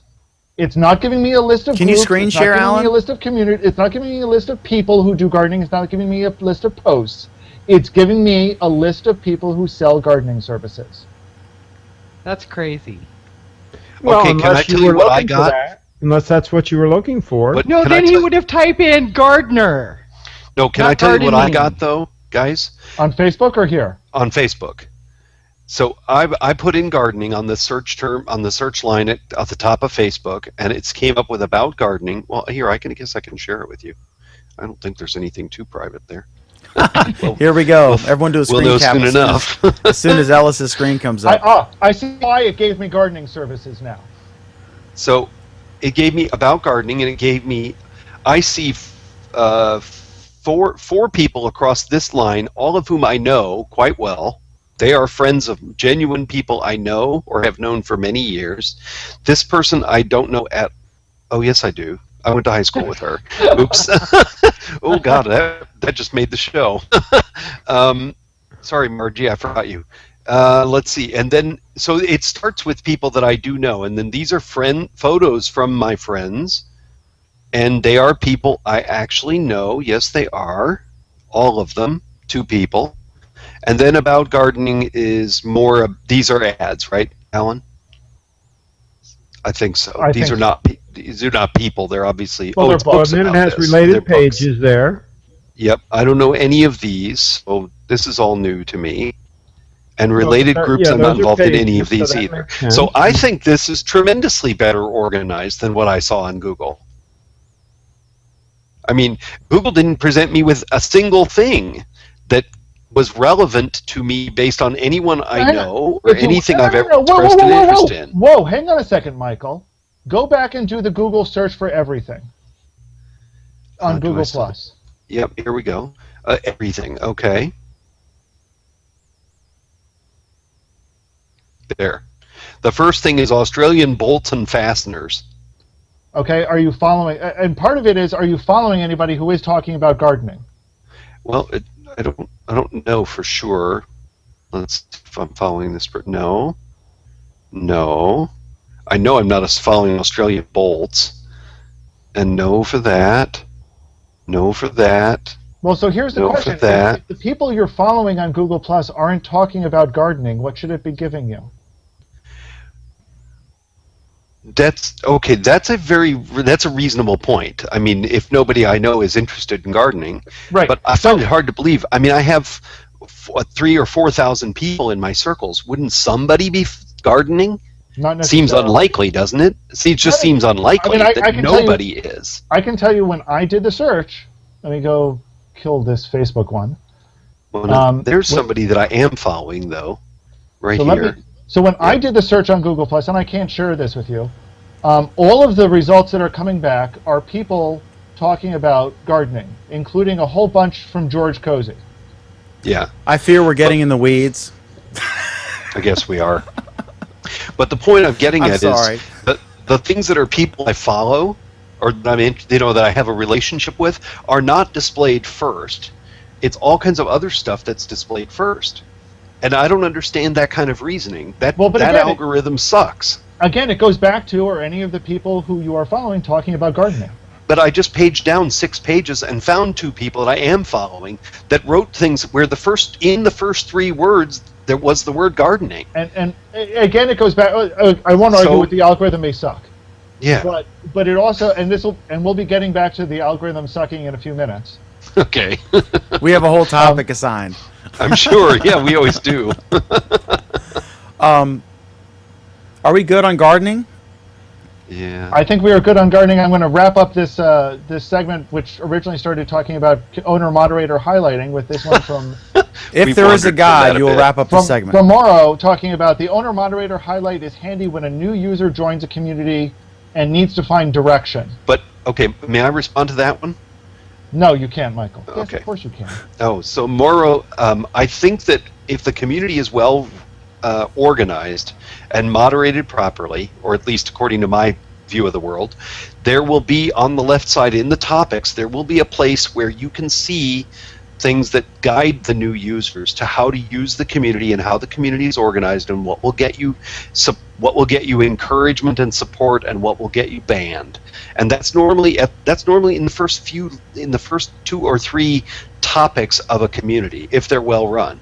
So users feel welcomed and encouraged. Two problems with that, Michael. First is that also requires the community to actually, the the system behind the community to be able to highlight those sorts of posts. Yes, it's difficult, but And Google Plus doesn't do that. no, One. you're right. That doesn't. Two, but that also requires users to read, which users don't do. that's true, and we do struggle with that because people often don't read, and we're constantly reminding people to please check the watch. I've forgotten what it's called exactly. Watch our community or view these videos for guidelines on how to use whatever it is. Community guidelines and watch these videos, I think they're called. So you're right. It is difficult to get the users to do it, but that's what moderators are for: is to encourage new users to feel welcomed and participate within the rule structure that works within that community. Right, and I think what Mauro is saying is that as part of moderators being able to help those new users, it's helpful sometimes if you're a new user to see somebody saying, "Oh, hey, you may want to check this post out. Oh, hey, here's where you can look for those resources." And to see that comes from somebody official. Yeah, I suppose. Because there are a lot of users who like official as opposed to, Joe Schmo telling them to do something. Yeah. Pam, And did you have a yes. thought there? Did I hear you trying to say something? No, Okay. not on that. No. Okay. I think we've beaten Exhausted communities to that. death, and I really wish they were beaten to death, but apparently not. Sreek had a comment to add, though. Oh, Sreek, are you with us? All right, go ahead. Sreek, are you with us?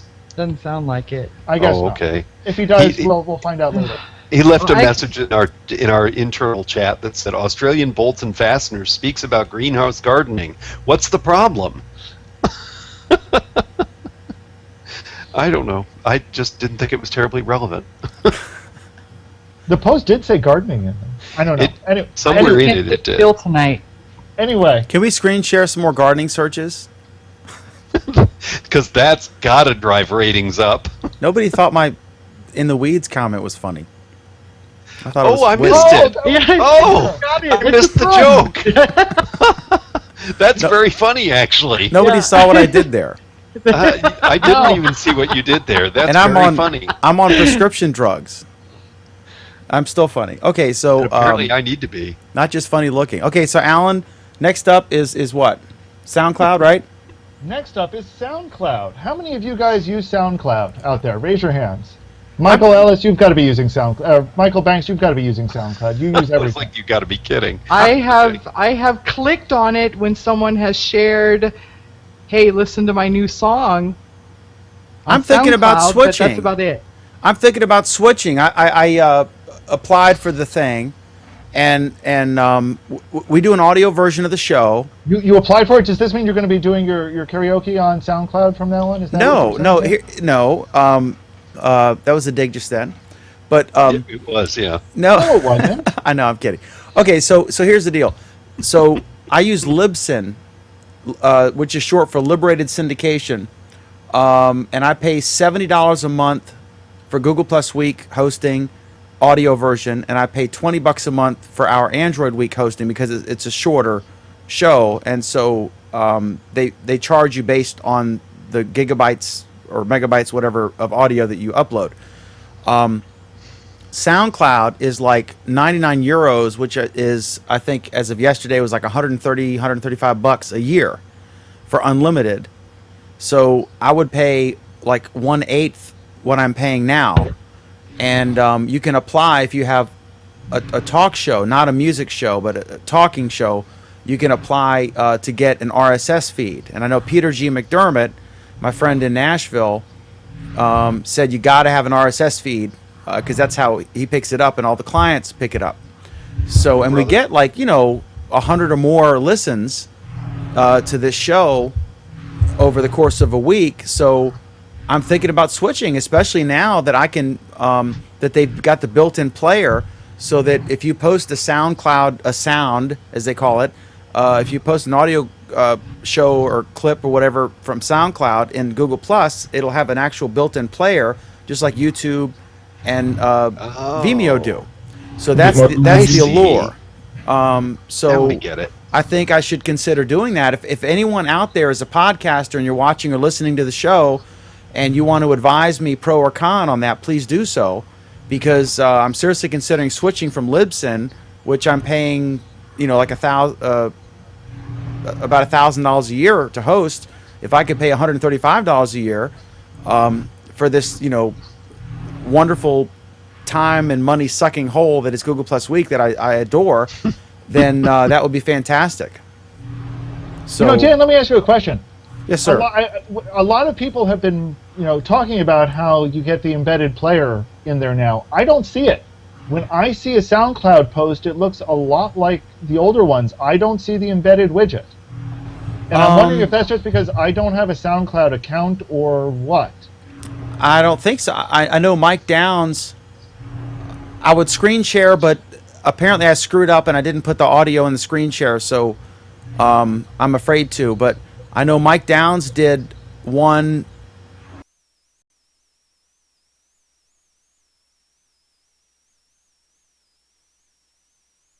And it looks nothing like that in my shares. Okay, But now I on- have. on Now I'm PlayStation. sharing my left screen, I think, and no,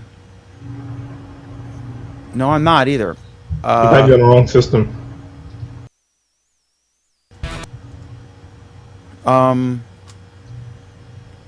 F8. I want to unmute myself. While Dan figures out his technical problems, I want to remind that we are taking your comments on the event and on YouTube. So feel free to share your experiences with this. I got to tell you though, after the initial flurry of SoundCloud postings from people, they disappeared again. So once again, this is another neat feature that rolled out that everyone played with, and then nothing. It's more spaghetti against the wall. It feels. Well, like. I'm gonna look at Mike Downs' post because I'm gonna look at his profile and see if I can find it here. And I apologize, Alan, if you see random numbers appearing in the doc that we're using to control the show, that's because every time, if I happen to be in the doc, every time I switch the shot. Yeah, I figured that. Yeah, so that's what's going on. That's why I keep trying to clean it up. Yeah, I apologize. But I know Mike Downs shared a quote-unquote sound of Sarah Hill. And here we go. This is, you guys can't see this, but I'm putting on the stream. Here he said, this is a test. This is SoundCloud from Mike Downs. He's the guy up here. You should circle him. And so if I click this, let's see if it plays. There you go. So it's going to start playing here. This episode and will be a special I guess it edition shoots whoever. of Media Twits focused It's his completely picture on and Sarah's. journalism education. But this is neat. So this is an embedded player, and then I wonder if I'm not sure how I could capture the link for this. Let me try to actually. I'm gonna take it. I think you have to capture the link for the whole post. Okay, I'm gonna capture the link here. I'm gonna share this. I'm gonna take the link, and I'm gonna see if I do a Google Plus post, if it puts that in there. Share what's new. Well, here we go. A rare Google Plus glitch. And you realize none of us in the Hangout have the vaguest clue what you're doing. Correct, but our 11.5 million viewers, 11.6 million, we're just beating Duck Dynasty tonight. Yeah, You can tell your Duck Dynasty story later, Dan. It's a good story. You can tell it later. Thanks, Alan. We have a segment for it. All right, so do we have a segment for it, really? Yes, we do. Okay, so I'm going to Control V and post that link, and there you go. There's the player. So I'll just say this is a test. Is a test. So if you go to you can go to my name, danmcdermott.net, and see this if you're watching on YouTube. Okay, so here's the thing, Dan. I can finally see what's showing up on your screen as of, probably a minute or two ago. And what was originally there is different. So you had to click on it to get the SoundCloud player up? That might be the issue that I'm experiencing. Once you actually share the link of that particular thing, not Mike's profile. So I'm doing this post now, and this is a test. Right, but Dan, I'm looking at the video from a minute ago. Right. So what you'll see is first I click on the thing, not to play it, but a little above that where it says Mike Downs Media, and then it took me to Mike's profile on SoundCloud, and then I clicked again I went to the latest thing, which was this interview with Sarah Hill or whatever it is. Okay, but that's not the embedded player that they're talking about. They're talking about the actual player embedded into the post itself. That's what I have on the screen now. So I just I clicked share, and then I copied the link for the particular audio clip from SoundCloud, what they would call a sound, and I pasted that into a Google Plus post. And when I do that, it actually puts a very attractive player with Sarah's picture and a play button, and it says Mike Downs Media, SoundCloud, etc. So this is very cool. So now there are only 3 that I know of ways you can put media that's not actually housed on Google Plus, like a photo or a video. You can use YouTube. You can use Is it Mevio, Craig? What's the video thing that Craig uses? Craig isn't here right now. Oh, he's gone. Okay. And the third thing now is SoundCloud. So this is attractive on many levels.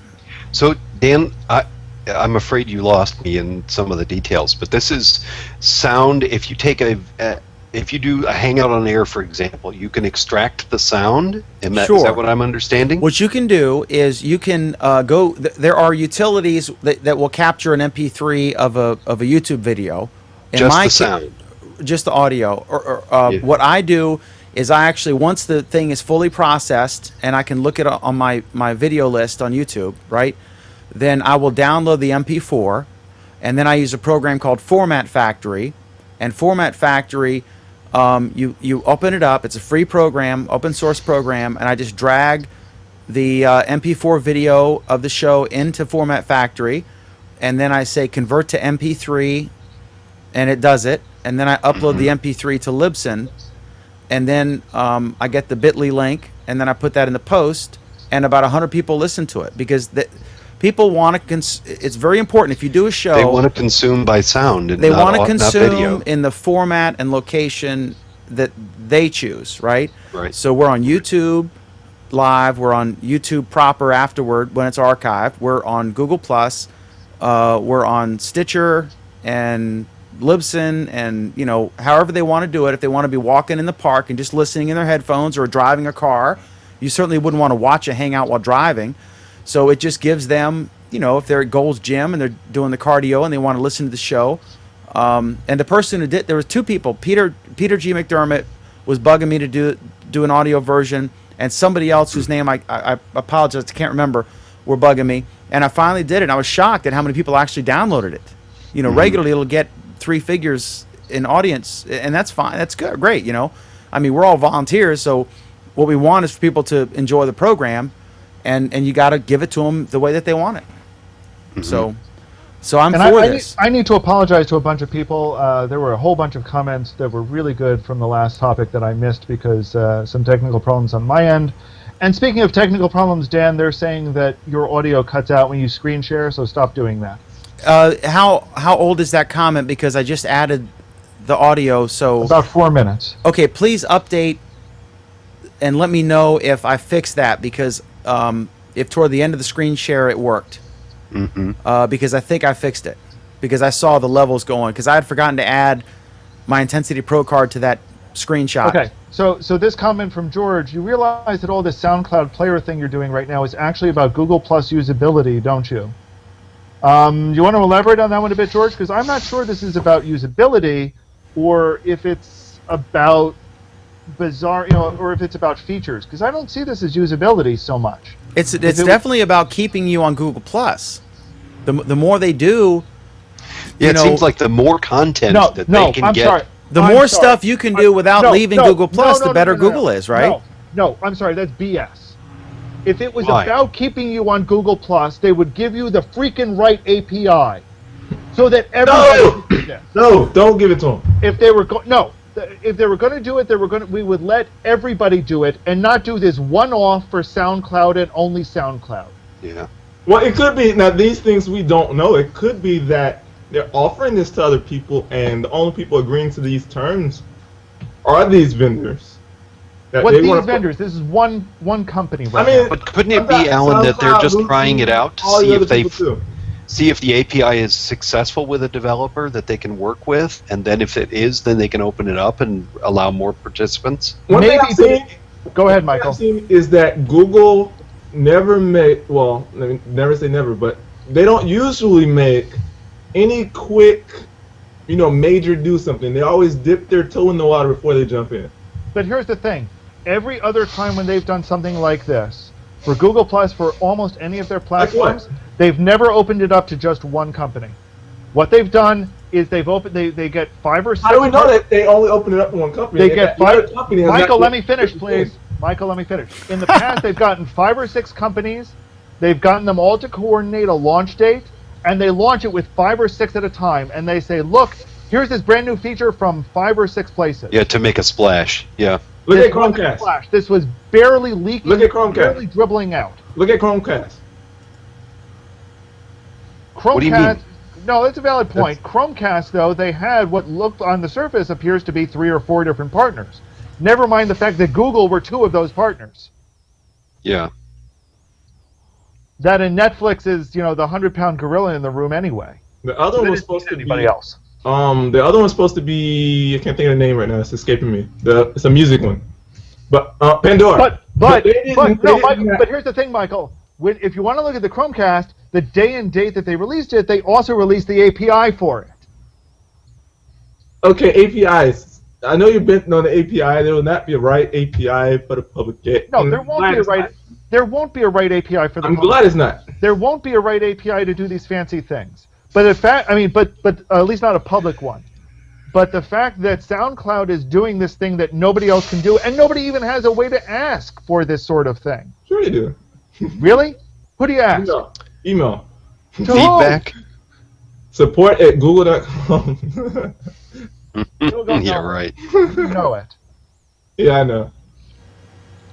Next subject. I'm not prepared for the next subject. Hang on a second. What was the next subject? Facebook. Yes, the next subject is That's Facebook. why I'm glad Craig's here.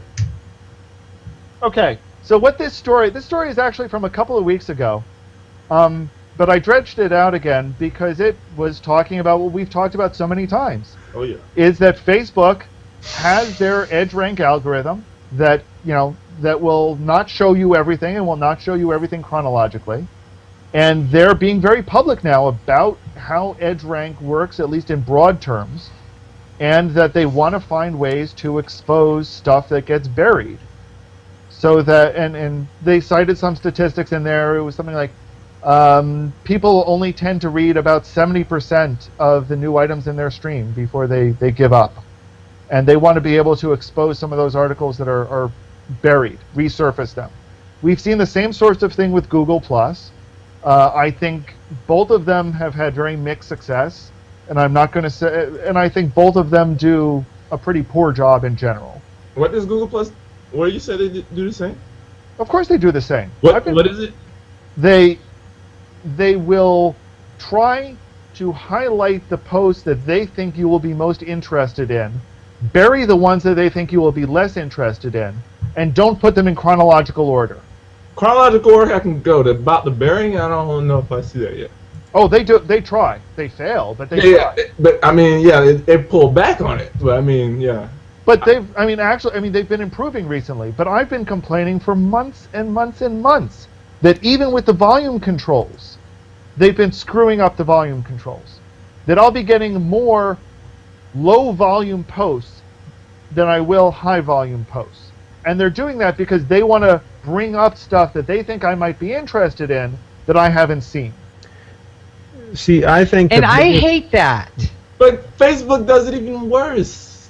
I'm not on Facebook. I'm here, and I hate that. I think the biggest advantage that Facebook has in this game that we're talking about is their notifications work better. And most of the items that I look at are as a result of notifications.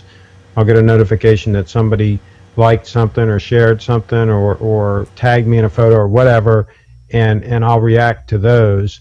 And then I'll also see things in the stream from time to time, but that's not my main way of consuming. It's mainly the notifications, and I think the notifications are better on Facebook, and that's one of their big advantages. That's funny. I think the notifications on Facebook utterly suck.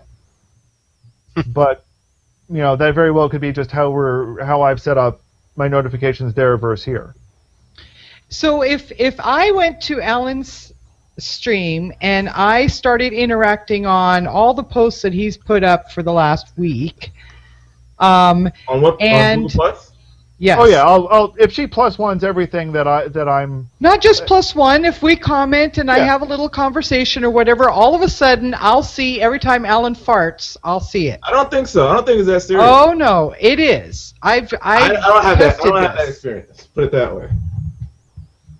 And I don't like that. I don't want to be the all Alan stream. I just want to interact with him at that moment, and then I want my stuff chronologically and as much of a person's post as I've put in the sliders. And instead I get all this like 4-hour-old posts and all this other stuff that I don't want. It's crap. See, here's the thing. There are certainly times that I appreciate how the algorithm works. So when I wake up first thing in the morning, I get the stuff that does tend to be most important to me that happened overnight. And then stuff that's less important to me will, if I keep reading back. And if I go back far enough, I'll find stuff that's utterly trivial to me that I don't care about, that I'm glad I missed. But it's not perfect. Certainly during the day when I read it more frequently, I just start getting things totally out of order and it doesn't make any sense. Facebook, I think, is actually worse on this point because they just always put things out of order. Oh yes. But I think Facebook is better at capturing the more relevant stuff during the day. I think Google is better at capturing it when there's a large body of stuff that's there. I think Facebook is good at capturing it during the day.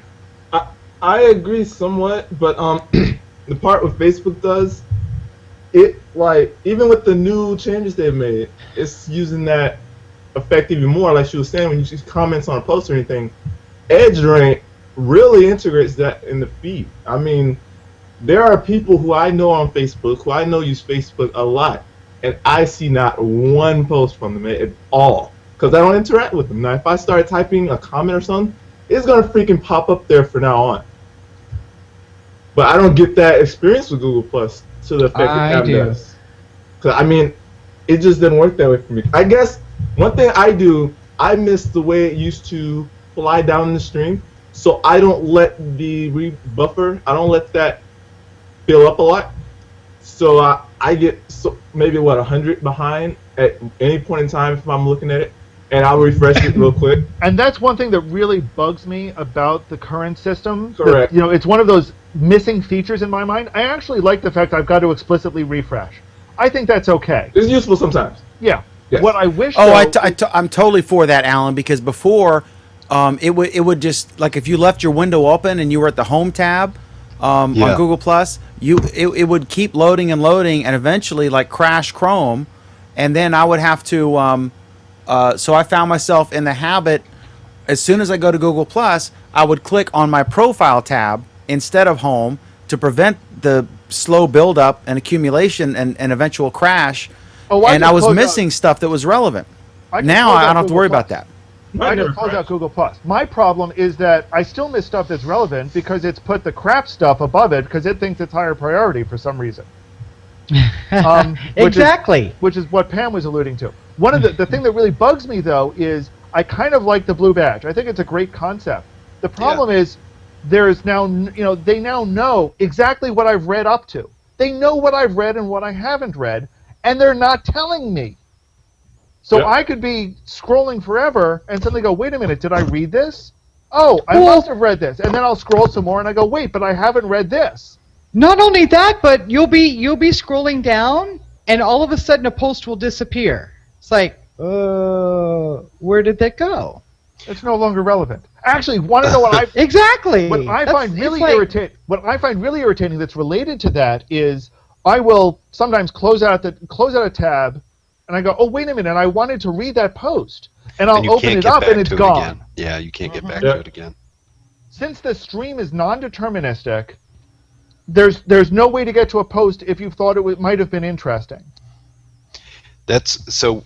Alan, I deal with that a specific way. I don't know if it helps, but when I see an entry in the stream, I press the control key and click the timestamp on this post, and I work through the stream until I have 30 or 40 tabs open in my browser, and then I stop worrying about the stream and I just go to each one of the tabs and read the articles No, involved. that's a reasonable way to do it.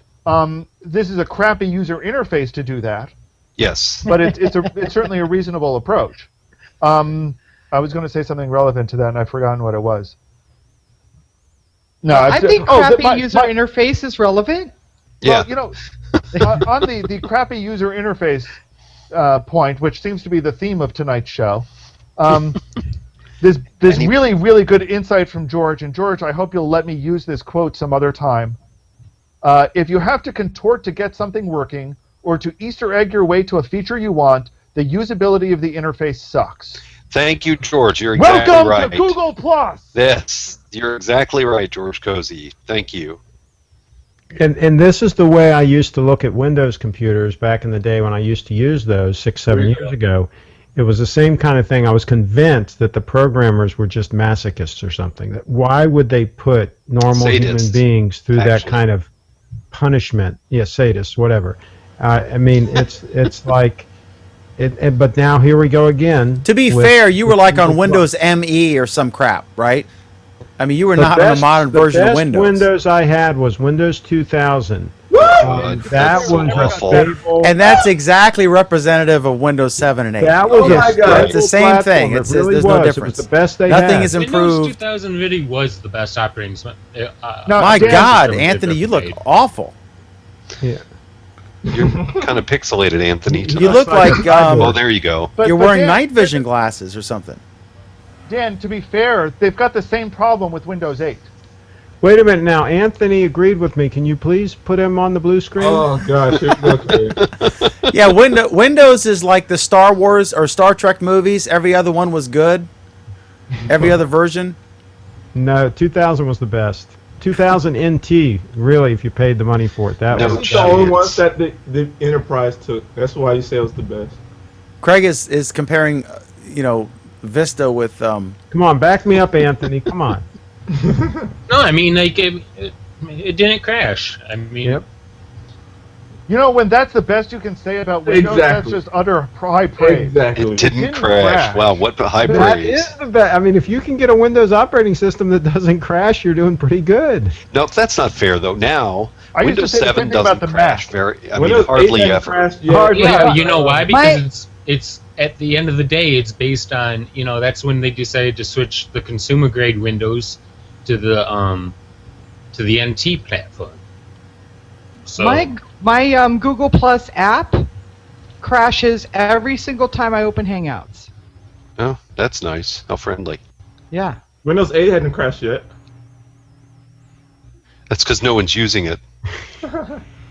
Soon. Anyway, it sounds like we've pretty much exhausted the EdgeRank debate, which I really thought, you were all yelling about it earlier. I was expecting more yelling. I mean, point blank, Facebook EdgeRank, I can't stand more than Google Plus's.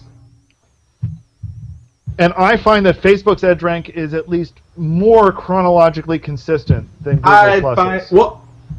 Two things. One, I disagree. The only reason I do agree is because it has the option to do more recent than their thing. And I haven't turned that on. I'd always turn it on because I like more recent more than the more important, but it still didn't help too much. Because as a freaking Gizmodo quotes, the new system that they implemented measures how often you interact with a friend page or public figure, how much you've interacted on a post, and then whether you hide things or not across Facebook. Well, the other thing the article points out on this one is that it also tries to bring up posts that are active again. And we've kind of seen that for a while on Google Plus, Yes. on Facebook. Google Plus too. No, Google Plus does it I've badly. seen it many times. So when there's a lot of comments, it'll throw back at the top of the newsfeed. I've never seen it do that. I have. I've always seen it throw up low posts that have like 0 plus ones and 0 comments. No. As in, it was kind of like a desperate attempt to get anybody. But that's what they're doing now on EdgeRank. That's what they said. Now they're going to go like when you open up the newsfeed, they're going to read like if you read the first 30%, they're going to keep track of where you stop and like go through the posts that you didn't look through and resurface that the next time you get on there. That's why they said. I'm not saying that's a good thing any more than I'm saying that, highlighting plus ones is a good thing. There's an interesting question. I'd like to see people comment on this one. How much are you seeing those plus one posts these days? I'm seeing them a ton, but only from one person. Mixed. I'm seeing them a lot. Really? I'm not seeing them that much. I see them not that often. I see them a lot fewer now. And I know Pam doesn't see them at all, so I'm not asking her. But I see them a lot less. Actually, they have a new Chrome app in the App Store that deletes them from your all stream. I was so happy. I was like, oh! And it works. It works great. I love it. I love it. So I don't know. It's interesting. I don't see people bitching about that one anymore, either because they found good workarounds. That's because I keep publishing that app. Hey, I got to do something real quick. I got to share this. I just this is awesome. I said, like, you can't, nobody wants to watch Google Plus Week while you're driving, and here we go. Someone did. I guess he has multiple mobile devices, but he's watching Google Plus Week while driving. There you go. We don't recommend that. I just want to say, you should pull over for 4 hours and watch the show, and then, continue on your trip. So I just wanted to share that. You could get to your destination in 4 hours, most people. Well, if you use the Hyperloop, you can watch. See. That's a good point. Yeah. Very good point. Elon Musk, that's the reason he's a big fan of the show. And that's the reason he's inventing the Hyperloop, so he can watch Google Plus Week during his commute from San Francisco to L.A. During his nonstop scream between San Francisco and L.A. And Duck Dynasty, they're huge fans. Commenting We'll be back on the talking about plus Duck ones. Dynasty later, Dan. I know, I'm sorry. Commenting back on the plus ones that Pam loves her extension. I know, like, once they change the system, Google Plus one more time, it's going to break and it's going to be hysterical. Yeah, and you'll hear people bitching about it again. But, Yeah. Google Plus breaking things is hardly a surprise. They break their own stuff, so it's no surprise they'll break somebody else's extension. In a heartbeat. So it sounds like we've exhausted this one.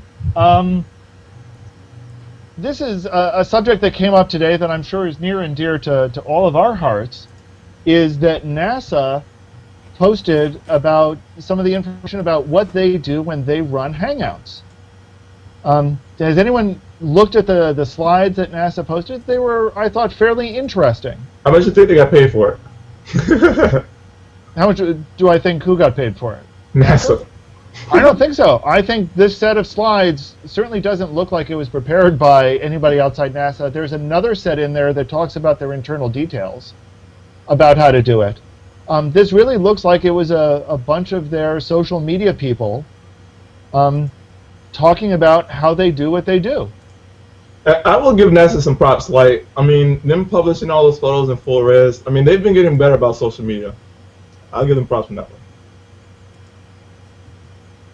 So anyway, for those of you who haven't looked at this set of slides, some of it was fairly interesting. Some of it was, kind of no big surprise to any of us.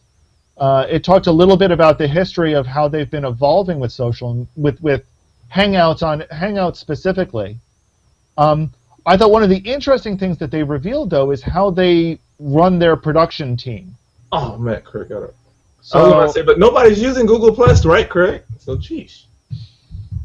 Then he walks up like. Well, but here's the funny thing is that they specifically talk about how they advertise the Hangout on Twitter and Facebook as well as Google Plus. Gotcha. But they run it out of a Google Plus event, which I find a miracle because I'm amazed that anybody uses Google Plus events. Talk about bad user interface. They run it out of a Google Plus event. They share the event on both Twitter and Facebook. They take comments via Twitter and Google Plus, and they have an off-air producer who follows the hashtag that they're following and forwards the ones that they pick to the on-air producer who will raise them inside the Hangout. So they've got essentially a 3-person production team to support whoever is actually in the Hangout talking about the important stuff, they've got a 3-person support team running the show. And you know what? And I'm going to forward this to some people. I'm wondering if somebody, hint, hint, hint, should get them on board the Questions app and see if that will meet their needs, and if how they'll adapt their workflow to use the Questions app. That'd be a perfect application. I mean, there's so many space geeks and science fans on Google Plus. That'd just be another thing that they would have to monitor. Well, but that's the thing. Would it be something that they have to monitor, or would it just be something that's, you can cut out the person who's got to filter through the best ones because you're crowdsourcing, finding the best questions. That's kind of what the Questions app is. But they're filtering on many different social media platforms, whereas the Questions app only filters Google Plus. Right. So the question is, do they try to direct it all to that one app, or do they do what we've been doing and use the more interaction they can do, the better. I mean, this is, the taxpayers are paying for NASA, so the more that they can do to interact with the public and get more support for their programs, the better, for them. I mean, so I think people like to. I mean, it's cool now that you can put a comment on NASA's Google Plus page or Facebook page or whatever, or tweet them and get a response. Whereas back in the 50s or 60s, you were mailing a letter and, you'd get a form letter response or something. I mean, this is a new age. So the Questions app is a fantastic new tool that folks using Hangouts on Air can use to interact live, just like the comment tracker that Gerwin wrote and Moritz integrated, I think with your help, Alan, into Hangouts on Air, and what we're doing now with YouTube Live, where we can interact with our audience. I mean, the comments and questions from the audience are as important content as anyone on the panel says. And I mean, there's some great witty stuff out there, and it's two-way. Unlike television, which is one way, unless they're reading tweets on the air, it's becoming more two-way. You're seeing that like on CNN and stuff, where they'll fill an entire day part reading tweets when there's no news. But this is interaction. It's two-way, and people like that, and it encourages more live participation. So I'm all for it. NASA should do it. Boom. Well, and obviously, I mean, they obviously are doing it, but they've currently got a 3-person production team doing it. The question is, will Questions app cut that down? Will it actually make it easier for other people to do it on their own, to do the same sort of thing? What I think is great, though, is that NASA is publishing how they do it, so that other people who are trying to do the same sort of thing, who are trying to do the same sorts of things that we do here, now have a little bit of a template for how to do what they do. From an extremely well-known name. And I think it's important to stress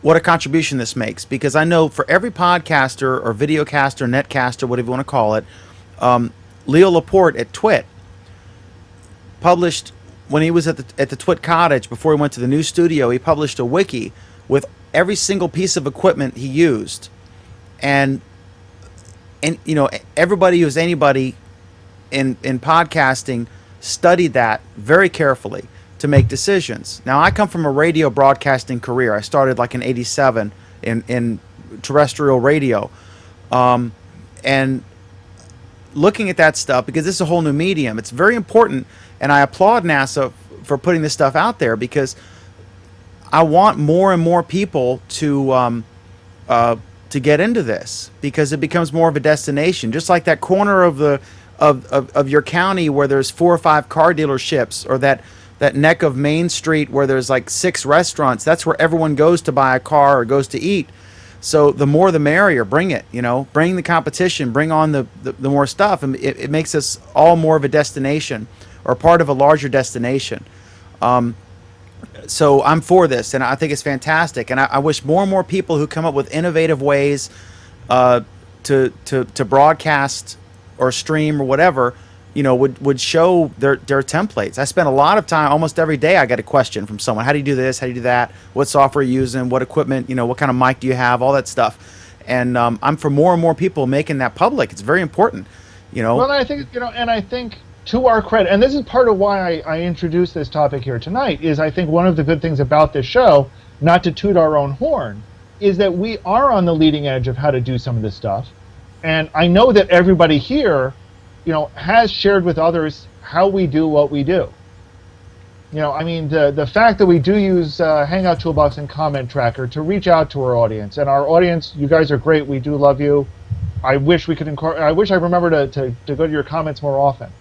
But talking about that kind of workflow, talking about not just the people angle, but the technical angle and how the two work together. We've had a lot of questions recently about how you're doing what you're doing now, Dan, and that you've switched to using YouTube Live instead of doing a pure Hangout on air. But we have to remember, a year and a half ago, when you started this thing, there were no Hangouts on air.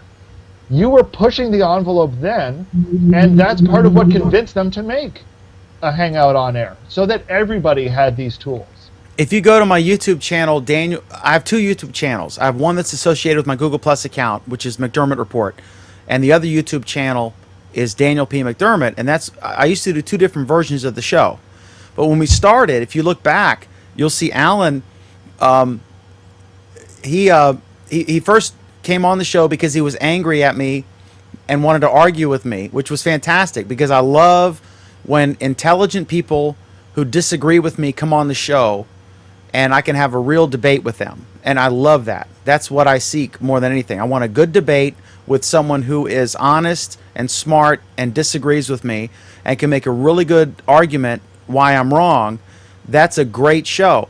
So we use Blog Talk Radio, and I would put a picture of Alan next to me when he was talking because I had an 800 number, So yeah, this show's evolved tremendously, Alan, from the old days.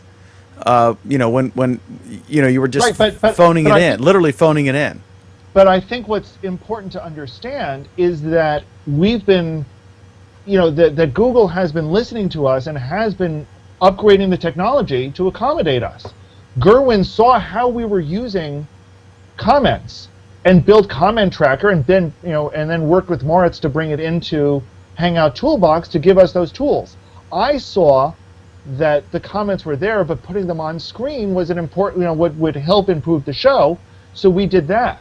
Yeah, originally you were having to copy and paste them into your own app, right? To put them on the screen. And then Gerwin's like, wait a minute, that's kludgy, as Craig would say. And then he created this amazing app. We found the better ways to do it. And I think that, so seeing what NASA is publishing here, and they're part of this process as well. And I think it's to Google's credit that they are listening to us. They are trying. I may disagree with the solutions they come up with, and I think the Questions app has a long way to go before it gets to the quality that we've brought up with Comment Tracker. But I think to their credit, they're trying to do that and trying to give us the tools to do it ourselves. So what's important to know here is that the people who put a man on the moon owe everything to us. And this topic is in no way self-serving. Actually, what I think this really says is that Hangouts don't need to be rocket science. Ba-boom, ba-boom. And with that... See, that's even better than my gardening, we're in the weeds comment. Well, that's because I said it. Because Alan's always right, as Very good. Kevin Bryant would say. Absolutely.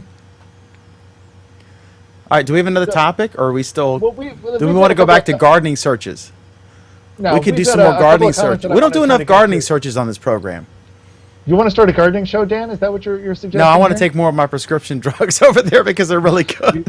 You can learn how to start. I want to know what I want to know what the other stuff is, Dan. No, it's just it's I've got I went to the dentist and he sawed half my face off, and Anyway, then he Dan, gave me bottles of pills. We've got this comment from Gregory Lewis. Dan, can you do product placement in this show like in the early days of television? Yes, Dan, absolutely. Do product placement. Go for it, Dan. Ladies and gentlemen, I want to recommend the Canon remote control app here. What happened to your fabulous Galaxy Note 2 phablet? My phablet, this is a test of the emergency broadcast system. The broadcasters in your area Involuntary Dan on cooperation Vicodin with is federal, a fun state, and thing. local authorities have developed. I actually used to on the radio. I used to do this. The broadcasters in your area, in voluntary cooperation with federal, state, and local authorities, have developed this test to keep you informed in the event of an emergency. If this had been an actual emergency, you would have been instructed where to tune in your area for news and official information. This concludes this test of the emergency No, broadcasting if it was system. an This station actual serves the emergency, you'd be Washington dead. Washington metropolitan area.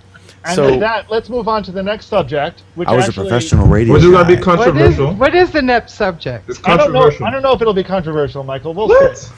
The You ne- don't yeah, we'll see. I don't see Next Duck subject- Dynasty on the list, Alan. It's there, Dan. Don't worry. Trust me. I'm getting kind of buzzed, so you know. This You got next- nothing on Mike subject Ellis. I is- think he's asleep. Is Mike Ellis even awake? He's drinking scotch. I'm just drinking beer. Mike Ellis has got you down. I mean, it's a good thing you guys are like 1,000 miles apart, or there would be blood. You know. Mix it up with your drugs, Dan. If I knew So- where Michael lived, next time he was on a business trip, I'd go and steal that headboard. Oh wow, that's a double Michael, you're entendre muted. if ever there were one. All right, go ahead, Mr. Dr. Furstenberg, as our friend Nate Thank you, Swanner would Alan. say. So the next subject that we have up is the news came out. Well, a news story was published today that quoted some court documents from earlier. I believe it was either June or July. That included a quote saying from Google, or the filing was from Google, saying users have no expectation of privacy in their email. And a bunch of news organizations jumped on this quote and kind of started pounding Google into the ground for it. And only one organization kind of stepped up and said, and this one organization was the Next Web, stepped up and said, hey, wait a minute, that's not what Google said. And if you put the quote back into the correct context, you'll see that Google's telling the truth. In the correct context, users don't have expectation of privacy for their email. So, Michael Banks, you think this is going to be controversial. What's your take on the story? I don't think the actual act of, what was said or what was not said is going to be controversial. I think the misconception that there is an expectation of privacy in email, and that some might think there actually is when there isn't. So you don't think... There's a slight expectation of privacy. Oh, come on. What does Google's privacy policy say on Gmail? I understand it to be the ethical, general, same expectation as for mail. Meaning, well, not postal mail, but the regular email, how it works. Meaning that I understand that Google's going to read my email, but I don't expect Alan to read my email. Well, why would Google read your email?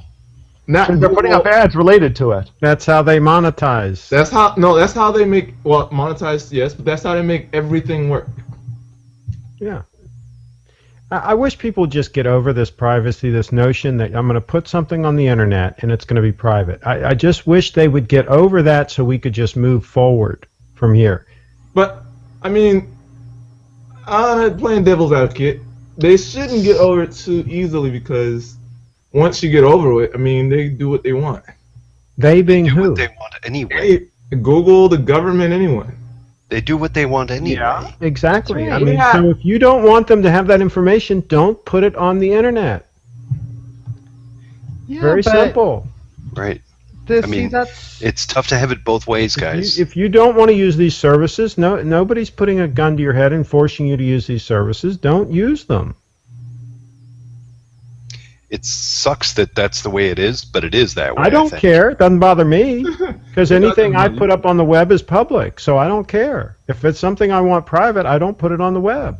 I do the same. I agree. So it doesn't bother me one bit. If I want something private, I'll post it on my Google Plus feed, and my Google Plus feed only. And then I know nobody's going to see it. Because there's nobody here. That's right. If I put it on Facebook, cat's out of the bag. That's very true.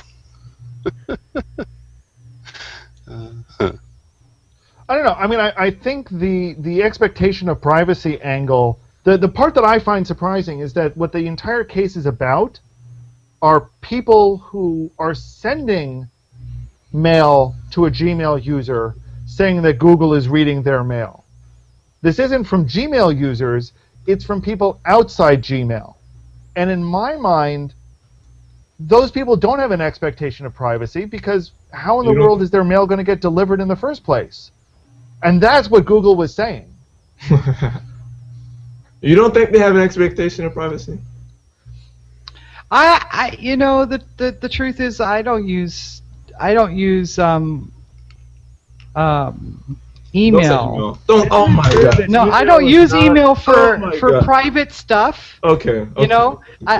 If I want to, like my texts or private messages or Email. chat That's email. or those That's kind of email. things, I would That's prefer email. those to stay private. Those are email. But my email. Those are technically just like email.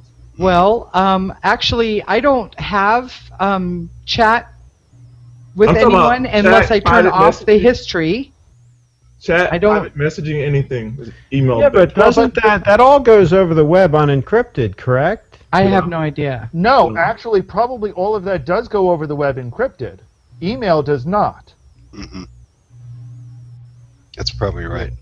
Or at least all of that could go over the web encrypted. Email Sort doesn't. of. It's under HTTPS. I mean, it depends on what unencrypted. Anything that you don't put a freaking key on one end and give the other person that's reading a key is unencrypted. In my mind. Right. Well, that's part of the argument here is that Google needs some of that information. Any internet router needs some of that information in order to get it from the right person to the right person. Well, that's true. So certainly that level of it you can't have an expectation of privacy. It's in the same way that you don't have an expectation of privacy about the envelope of regular mail that you send, because somebody has to look at the envelope to get it to you. Yeah. Or same way. Okay, but that's... Wait a minute. I'm not sure if I'm getting all this. You mean someone has to read your name? I have an expectation of privacy for my mail, even though I completely acknowledge that someone in the post office has to handle my mail to move it from the sender to the They recipient. don't have to open up the letter. But they don't have to open the letter. And Right. the same thing can certainly be true of my email. The same way. It has an envelope around it that is the only thing that's required for them to deliver Michael, from receiver to sender. Not technically. From sender to receiver, excuse me. Mr. Ellis, I really need new names for you two. Well, we have names that can work, Mr. Ellis and Mr. Banks. There you go. So Ellis, Jane and Michael Banks. Do you have a sister named Jane? I don't even have a sister. Oh, jeez. Okay. And nobody knows what that I reference got is that except reference, me. Michael. I did it. Okay. I'm 90s. I'm 90s. Okay, go ahead. The problem though is Google, in this case, however, Google has to open up your email, Everyone. has to open up your letter in order to give it to you. Everyone. So and I'm using Google specifically because they're the ones at case here. So by reading it on Google's, by reading it Client, at gmail.com, they need to open up the letter and they need to hold it up to you. Yeah, okay. But Wait a minute then now. aren't they required then to, because they have that need, that shouldn't they be held to a standard that says they're not going to automatically scan that and share it around and give it out to anyone else? That's my reasonable expectation of privacy. And here's the thing. Their privacy policy says they won't do that. Right. Okay. But they're also saying at the same time that under the law and under previous legal rulings, under previous Supreme Court rulings, since they are doing this, there is no expectation of privacy. There is no automatic privacy given to you. Now they're saying we're giving you privacy. Going back to the snail mail analogy, where Michael was saying that all the Postal Service needs is the letter, the portion on the outside of the letter to get it to whoever it's going to, that they don't have to open it up and look at the actual letter. why couldn't they set up email so that all Google needs is who this email is to go to, and basically encrypt the rest? I think right now it's not technically possible. One, because of the way email was initially created. I mean, to do something like that, I think would be required to take email from scratch, and the wide web does not adopt that at this time. There are a few systems that does that, and they're not available to the public. That's exactly those are the systems that the bad guys are using, then, probably. Not necessarily bad guys, other guys. You can do end-to-end encryption, but and this is actually a copy comment that George points out. Unless you encrypt end-to-end, there's no privacy on the web. People need to get that in their head, and that's in some ways a pure. And even then, you don't, because you've got the headers that are available. In order to route it to the correct place, somebody else needs to know this. Even then, the person who receives it, they have an unencrypted copy now. Now they can share the same thing anywhere else. Right, but now you to go back to the analogy, or to go back to our physical letter analogy, you have an expectation of privacy with the person you're corresponding with. You don't necessarily have you're now trusting the other person to not reshare it. But that's a different issue. That's not the legal expectation of privacy. Alan, speaking of issues, we're kind of dancing around the issue here. And what's the issue, Dan? Well, like I first learned about this story from Jeff Jarvis, who wrote Public Parts, and what would Google do, and is a professor of journalism at New York NYCU, I think that's right. But the thing is, the reason this is news is the NSA thing and the Edward Snowden thing. No, that's not way this, Dan. It is in a way, but I mean, this is news because they want to screw Google. That's why this is. Well, this came up because of Lava but Bit. do we have it? I mean, this gets to Lava Bit. Do we have? What expectation do you have that things you type on your keyboard and send out over the internet are not going to be stored somewhere? And I don't have any expectation of that. Now, I'm a public figure. Jason Salas joined us. He's a TV anchor in Guam. He's a public figure. So now we're not like paparazzi aren't following us around. We're not like on that level. But, in our regions, we're public figures. So I have no expectation of privacy. I don't expect to be able to secretly send things that, if I were sued, couldn't be subpoenaed or what have you. So I'm wondering if this is this is overblown. This story is nonsense. But what are your thoughts on this, Alan? Because you are someone who's into privacy issues, not to an extreme level, but it's something. That's the reason you first joined our show back in the day. Is you were talking about the pseudonym issue. How do you view this post Edward Snowden versus before, or I mean, Well, I think here's where Banks actually had some of the insight in this, and this is that LavaBit, who provides a secure provided a secure email service, was forced to shut down, or was shut themselves down rather than do something that they can't say what they didn't want to do. So there's a lot of mystery and a lot of guessing about what that means. I guess my take on privacy is that there is a certain level of expectation of privacy. I have, and this is something that is in some ways kind of enshrined in our Bill of Rights. Dan, you say you're a public figure and you have no real expectation of privacy on that, but at the same time, you don't have people who walk into your house all the time and just stand there staring at you. And in fact, you'd be very, very put out if somebody did just walk in your front door, whether you had it locked or not, and just said, "Oh, don't worry about me. I just want to watch you, doing whatever it is you want." I hear you. And Dan, I would point out that that's called the Fourth Amendment. I understand that, but that's you would be within your constitutional rights to shoot the guy. right. But Jason, I don't know what kind of crazy laws you have in Guam. None. But yeah, When we climb up the coconut tree, everything's there's no such thing as privacy. is it true that 6 people a year are killed by falling coconuts? Can you imagine what an embarrassing way to die that would be? Since we're talking about It's coconuts. almost happened to me a couple times. Okay, so on the privacy thing, Jason's a good example. He's a public figure. He's probably been on billboards, stuff like that, because he's does the 6 o'clock news. He's not a public figure in terms that the paparazzi are surrounding him, like Alan describes, like a Justin Bieber or Christina Aguilera. But you get used to that. But Dan, that's not what I'm saying. What I'm saying is, does the paparazzi have a right to open the front door of a celebrity's house and walk in taking pictures? Of course not. But thank you.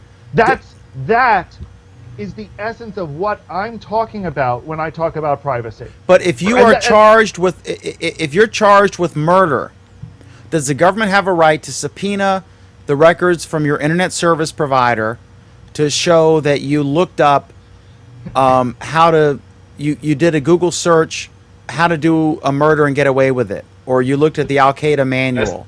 Does the government have the right to do that?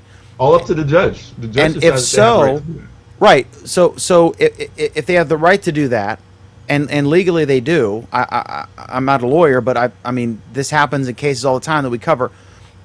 Then that data is stored somewhere by the ISP in a database. So the NSA is taking it, and Dan, let me rephrase the question. Mm-hmm. Okay, if you had a document where you have personally written down your searches, you just write it down on a piece of paper, okay, and you keep it in your pocket. Okay. Does the government have a right to that piece of paper? If they subpoenaed it through proper channels, which gets to your argument. It's not a subpoena, it's a search warrant. A search warrant, which gets to your argument, to argue your case, that they're collecting it prior to the issuance of any such court order.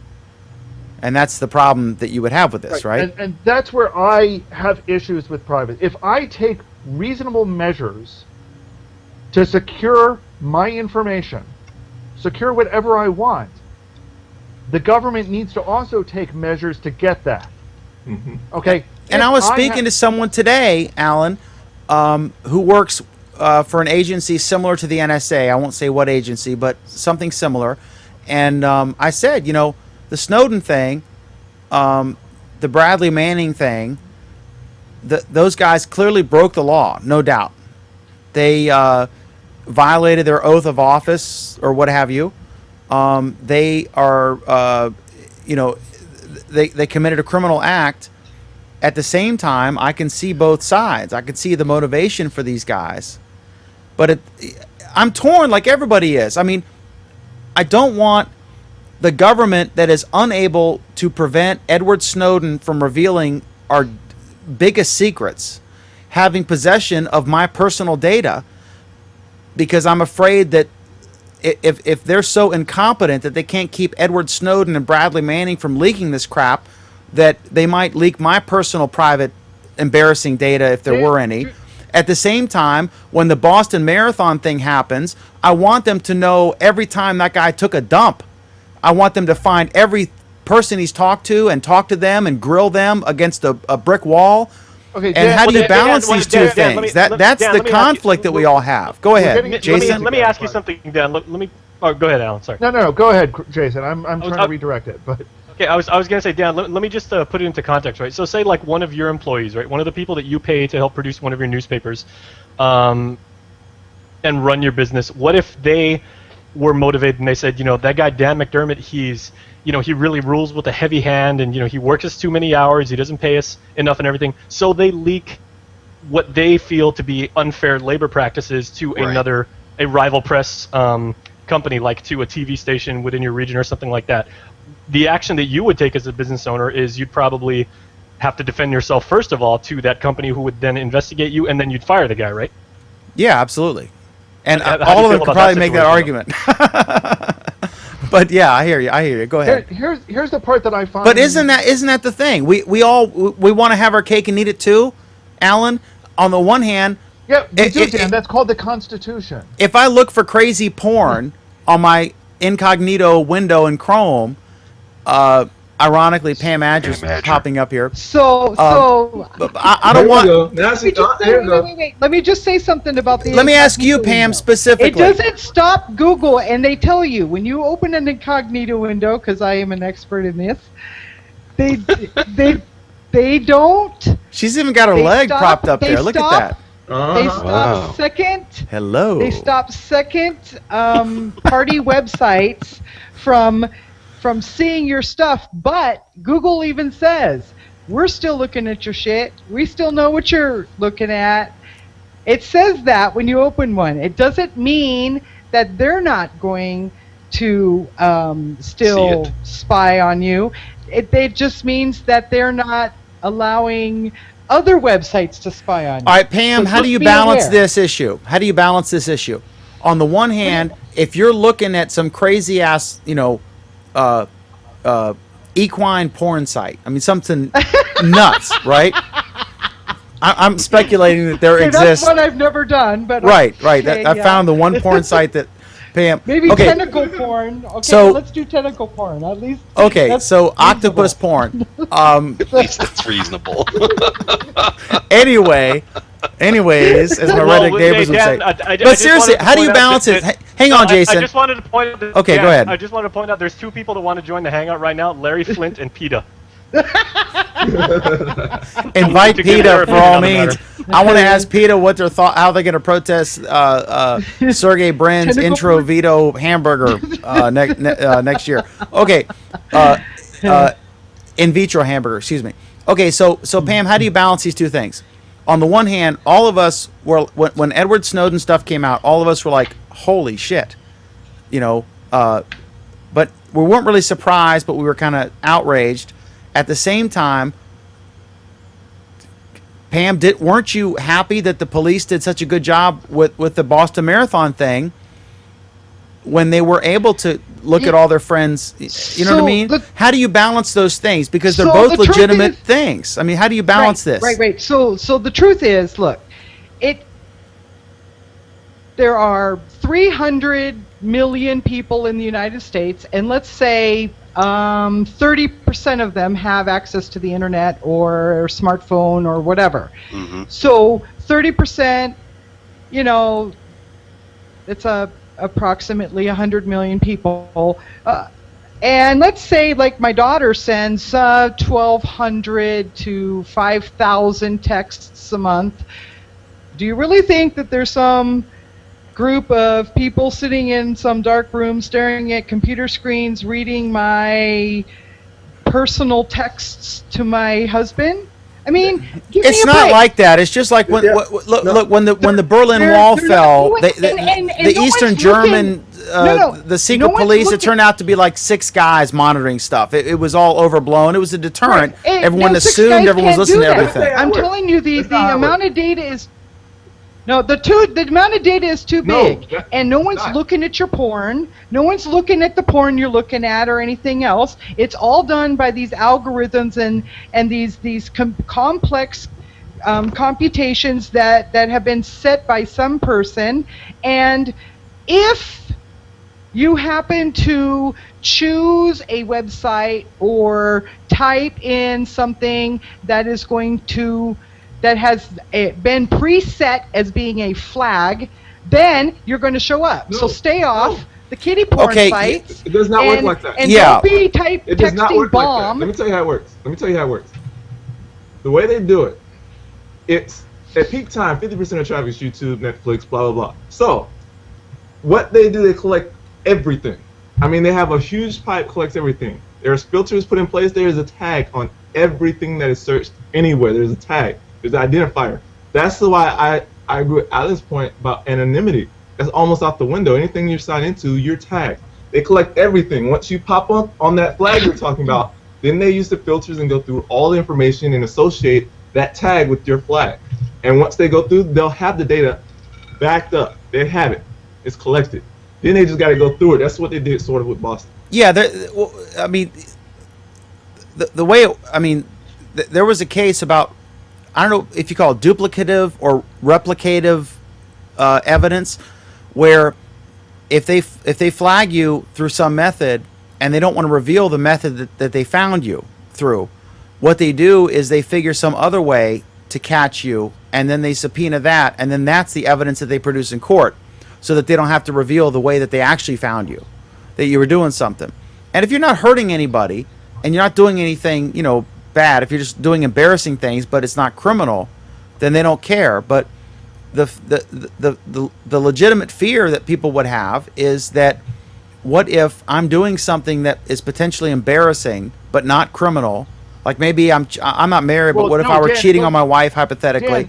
Dan, and what if this gets leaked in the same way that, if Edward Snowden can leak like NSA's most secret stuff, then that makes all of us concerned that anything, it could be a business secret, it could be a legitimate, not embarrassing at all, but just business trade secrets that you're emailing. If I'm emailing Craig Shipp something about some trade secret with the websites that we do, that could leak, right? I have a bigger, much more practical concern here. I don't want to spend the money on all of this. It's going to be spent regardless. All right? I don't want to spend the money on all of this. Okay, Dan. Simple as that. Dan, we have a comment from. I realize we're getting way into the weeds, but I want to bring this one in from Cadeas briefly. We're into the tentacles, not the weeds. Yeah. Show some more leg, Pam. From Cadeas, do you think Edward Snowden did the same thing they're doing to us? How is it illegal when he does it, but it's legal when they do it? And they, I assume, is the government. Yeah, of course it is. That's the quandary. That is exactly the quandary that we're in. Okay, well here's it's here's legal something I'd like because to... Go ahead. Oh, I'm sorry. Well, Dan, obviously I was tardy to the party today, for which I apologize. I was supposed to critique the Steve Jobs film, and I got bumped. So I don't know if you guys covered this already, but I wanted to say one thing we might want to consider in debating this issue is the original defense, if you will, of the guy who runs the NSA, the General Armstrong, I believe, right? Who's actually a really cool guy. So what he was saying initially, when he was being, repeatedly pelted with all these questions, and he was saying, okay, the one thing you have to actually take into consideration is the means by which we're doing this stuff. There is monitoring that's going on. We're looking for behavior patterns in your data. We're not necessarily reading your text messages and data and figuring out what you're saying, but we want to say, if Dan McDermott in Virginia happens to message Mike Banks down in Georgia with a great degree of regularity, and Mike Banks is known as So the same argument could be made that all of the government secrets should be released so that we can monitor them for illegal patterns. Look, this is in the olden days, what would happen? Isn't that what's known as open government? Yeah, in the olden days, they would tap Capone's phone and see who called him and listen to what he said, and then they would, tap people that guy's tapping. But now people are communicating over the internet, so this is just the transference of the same 100-year-old policies. And so now we're communicating over the internet. So if if Drudge Report runs a story about Al Qaeda and I do a search about Al Qaeda and I'm a journalist, I'm not going to trigger a red flag, I wouldn't assume. But if I'm if I'm every day looking up how to make a bomb from household items, then I should draw a red flag of some sort. See who you're talking to. What you're saying. Your analogy's totally wrong. You're talking about Al Capone. They're focusing an investigation on him. They're tapping his phone or his associates' phones. That's a whole different ballgame. That's a focused investigative process. But if you happen to call Al Capone, but Craig, if you happen to call Al Capone, you'd have gotten on the target list yourself. It's still casting a net. This is just a wider net. We don't want that. We don't need that. We don't need that. We need old-fashioned investigators going after criminals. So we'll just tap it the right way. We'll tap landlines only, and then we'll catch the teenage bombers in Boston who don't even have a landline. let's just stick with the old It ways. doesn't make any difference. You find out, you get an informant or whatever that's a friend of the kid to turn him in or whatever, and you do the old-fashioned. Okay, great. The friends were indicted as well You don't because sit they there covered them up. Right. The friends covered them up and were indicted. Right. What happens when you electronically rob a bank? How will the old public police work? How will that work? Some friend of mine, is gonna say, where did he get this money? Where did he buy this gold Rolex or whatever? And they're gonna be suspicious or whatever. Somebody's gonna be talking, there's gonna be some mumbling. I'm gonna buy some car or whatever with cash. There's a whole bunch of ways they can catch a criminal. Craig, can you hold? Craig, do me a favor. Craig, do me a favor. I want you to take grab your Motorola brick phone, and hold it next to you so people can put your comments into context. I do not long for the day when the government is so huge that they can watch every single thing that all of us do. We're getting there very fast. Oh, we're there. We're there now. No doubt. We're there. We're there. I mean, but I'm trying to put it in perspective. I hear you, Craig, and you're right. We're spending a fortune on this stuff, and it gets back to the balance between I don't like my data being stored by the same people who are unable to keep Bradley Manning and Edward Snowden from leaking the biggest secrets of the land, because that makes me think that they're not capable of preventing someone from hacking and revealing, our private business conversations. At the same time, I want them to find the Boston Marathon guys. Dan, here's the real analogy, and here's where people have a problem with this. The real analogy is: would you allow the government to get a search warrant so that they can walk into your house at any time, collect the information, any information that they want from your house, and leave, one, without you knowing it, two, do this for 10 years so that at some point in the future, if you're in 10 years suspected of a crime, they can go back and look at the past 10 years of evidence that they collected from your house.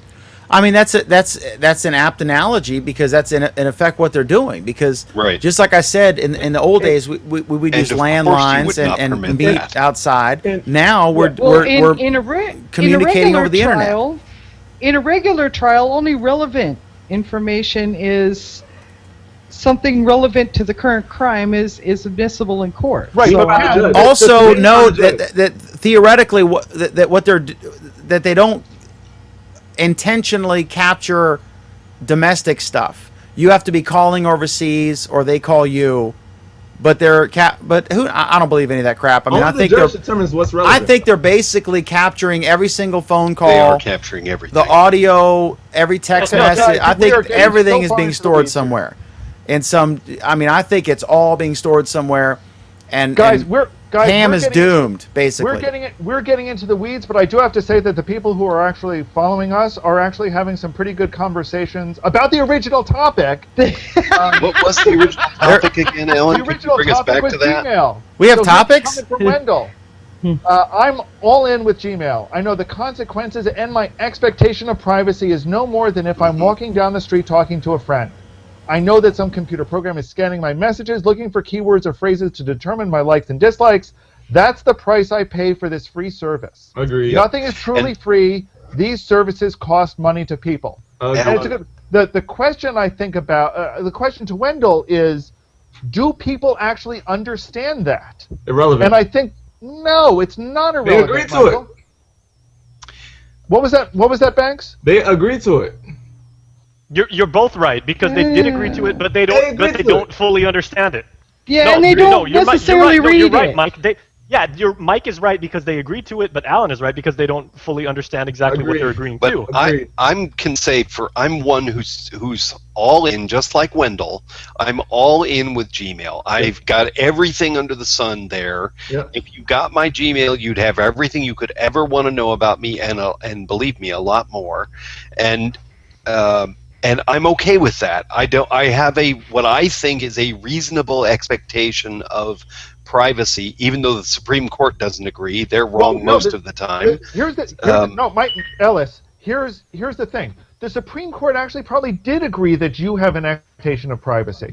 The question comes down to, does the person who sent you an email from outside of Gmail have an expectation of privacy? Oh. And the answer that the Supreme Court has said, and they said it about a totally different case. Let's be clear here. Yeah. They've said that no, you don't. Because it passed over, because of the way that it was transmitted, because of the things that were transmitted in order to get it transmitted, you didn't necessarily have that expectation. And it's just like, since I love the old school mail analogy, it's just like sending a package overseas. It's in another country's land now. Now you have to abide by their rules. Gmail being the other country. They want to look through your email and give it to the person. They have to do that. But the question, the problem, the difference though, Banks, is that when you send something overseas, you know what you're getting into when you send that package there. You don't. If I send you email, I don't necessarily know that my email is going to end up in your Gmail service. If Dan goes to somewhere remote tomorrow, and it's some crazy country with that address, and you send a letter, you sort of know, but you really don't know what happened on the ground. Well, okay. I mean, I get what you're saying there. So you're saying that people who are sending email to you should have read Gmail's privacy policy first.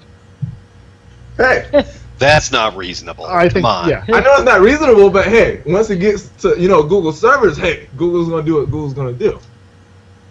I was just reading some comments on the event page, but I made a comment, it's like with Gmail, but yeah, I can, it's like that overseas package. Not necessarily will that content get to the right hands. Sometimes it's intercepted and ripped into, and that person doesn't get their product. But that doesn't support the notion that the person who sent it doesn't have a reasonable expectation that it was private and they would naturally expect it go. It's not. It's not. I think it depends on which country it went to. I think people realize this. Listen, I sent an email to Craig Shipp. I'm going to share the screen here for the folks watching. Craig sent me a post about some of the panels' bad lighting, and sent this lamp thing.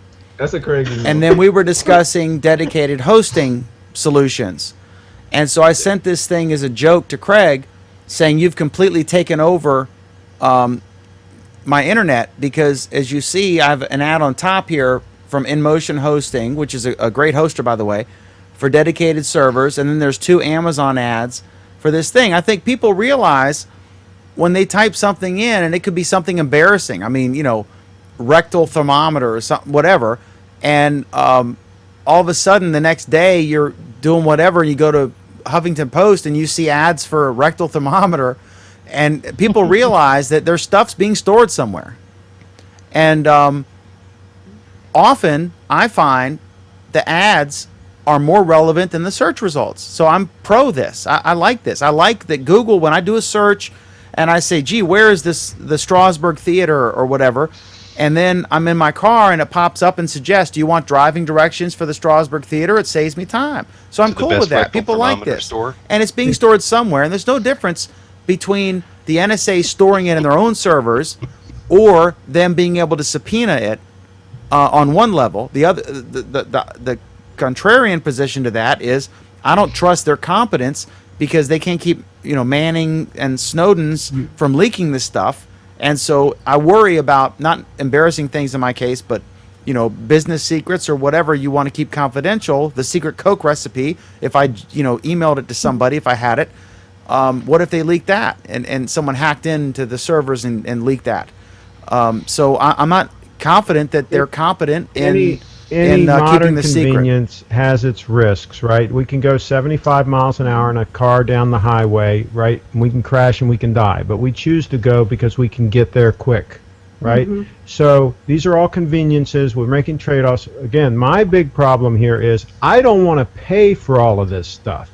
I don't mind if Google does it. I don't mind if Facebook does it. They're not the government, right? But I certainly don't want to pay the government for them to run a huge data farm bigger than Google's and have all these hard drives and store all this stuff and have all these incompetent jerks running the data farms and all, because they're not paying enough money anyway. And it's just a cluster, you know what? I don't want it. I don't want to pay for it. We don't need it. You don't even want a government at all? I want a very small, limited government. That's right. I don't want them sticking their nose in all of these things. They're incompetent. They're not good at it, and we don't need it. Can a small government manage to? We don't need to be strip searched getting on planes either. The airplanes can Okay, take guys, care of their guys, security. I'm calling this one. Okay. Thank you. Can I just mention that I got a Chromecast? Alan, what's the next topic? Yay, Jason! No, Ooh, but you I can want mention it one. later. Anyway, our next topic. Greg favorite. 90 days You know it'll what? be in your drawer. You know what though? We'll talk. Let's talk about. You're such a troll, Craig. Let's The talk about Chromecast is TV. awesome, and Sreek Menon got it, and he loves it, and you're a Let's- freaking troll. No, he's got issues. Craig with Ship it. is a It's not troll. even working right. Let's talk about Hey, TV. hello, Alan. What do you have to Let's say? talk about TV in the shape of Google Fiber. You're still like this one, Craig. This is still your subject. So, as we've discussed in the past, Provo, Utah is going to be getting Google Fiber, taking over their fiber infrastructure. And even though Google hasn't fully rolled everything out there yet, shockingly enough, Shocking. Comcast is slashing their prices in the area. Huh. It's amazing what figure. competition can do, isn't it? Go figure. You know what? If they came to our town and Comcast slashed their prices, I would take my Comcast price since we're already. I throw it out the window. There's going to be a domino effect, Sheila. We'll see. I mean, you're We'll see. how close are you to Provo? You're in Salt Lake, or you're in West Jordan. Yeah, we're in between. Okay, so there's a potential you Sheila, could get it it's next, not- except not really, because they bought an existing fiber network Right. in Provo. That's the reason that they picked that town. But Right. Right. if you look here, yeah, this is a big deal. They're going to offer a bundle, $120 for video, voice. I don't know why anyone would buy voice from a cable company. The one advantage landlines have is that if your power goes out, you can still use your phone. But and 105 megabits per second internet service. Now I don't know if that's up and down, or if that's just down. I'm sure that if it's up, they're going to promote the down part. But what happens is, as I've said before, and then let's go to Jason. But what happens is, if you're in the next county, like if you're Sheila, and you're right next to Provo, then you're going to call and say, "Hey, wait a minute, why are you offering this deal there and not for me?" And then the county next to Sheila on the other side is going to say the same thing. And then I'm going to call and say, "Listen, my buddy Sheila in West Jordan, Utah said I'm getting screwed." They don't really. Yeah, So that's what's going to happen. This is putting the pressure on. I remember when we asked Vic about this, the first year he referred to it as an experiment. Vic Condotra, the head of Google Plus, and then the second year, I think, or subsequent to that, he was at a whatever conference, I think All Things D, and they said it wasn't an experiment, that we're in it. We're in it to do this.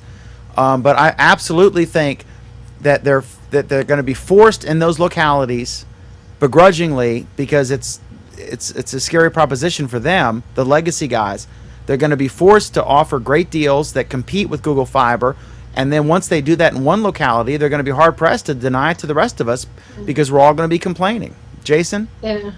Well, also because, like what Alan was saying, on competition level, what Dan just alluded to is, let's not forget that kind of the centerpiece of Provo, Utah, is Brigham Young University, which is itself a centerpiece in the Latter-day Saints Church. So if many Mormons, decide that one platform is better than the other, that's a heck of an influential move.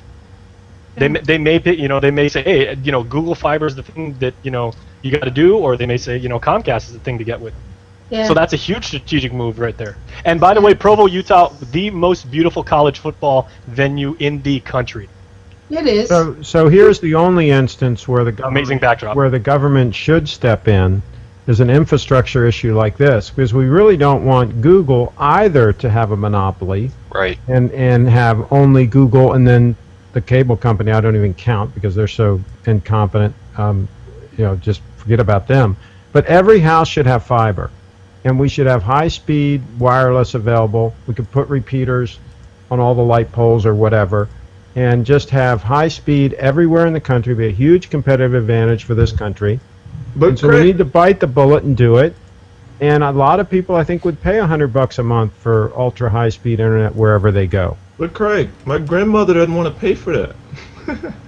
Yeah, Well, this is the but Craig's situation. right. I mean, the issue He's right. when you have It's a cheaper monopoly to run or one set of fiber to every house. that's the than run four problem. sets. Anytime you have a legitimate monopoly, I have no problem with the government regulating that.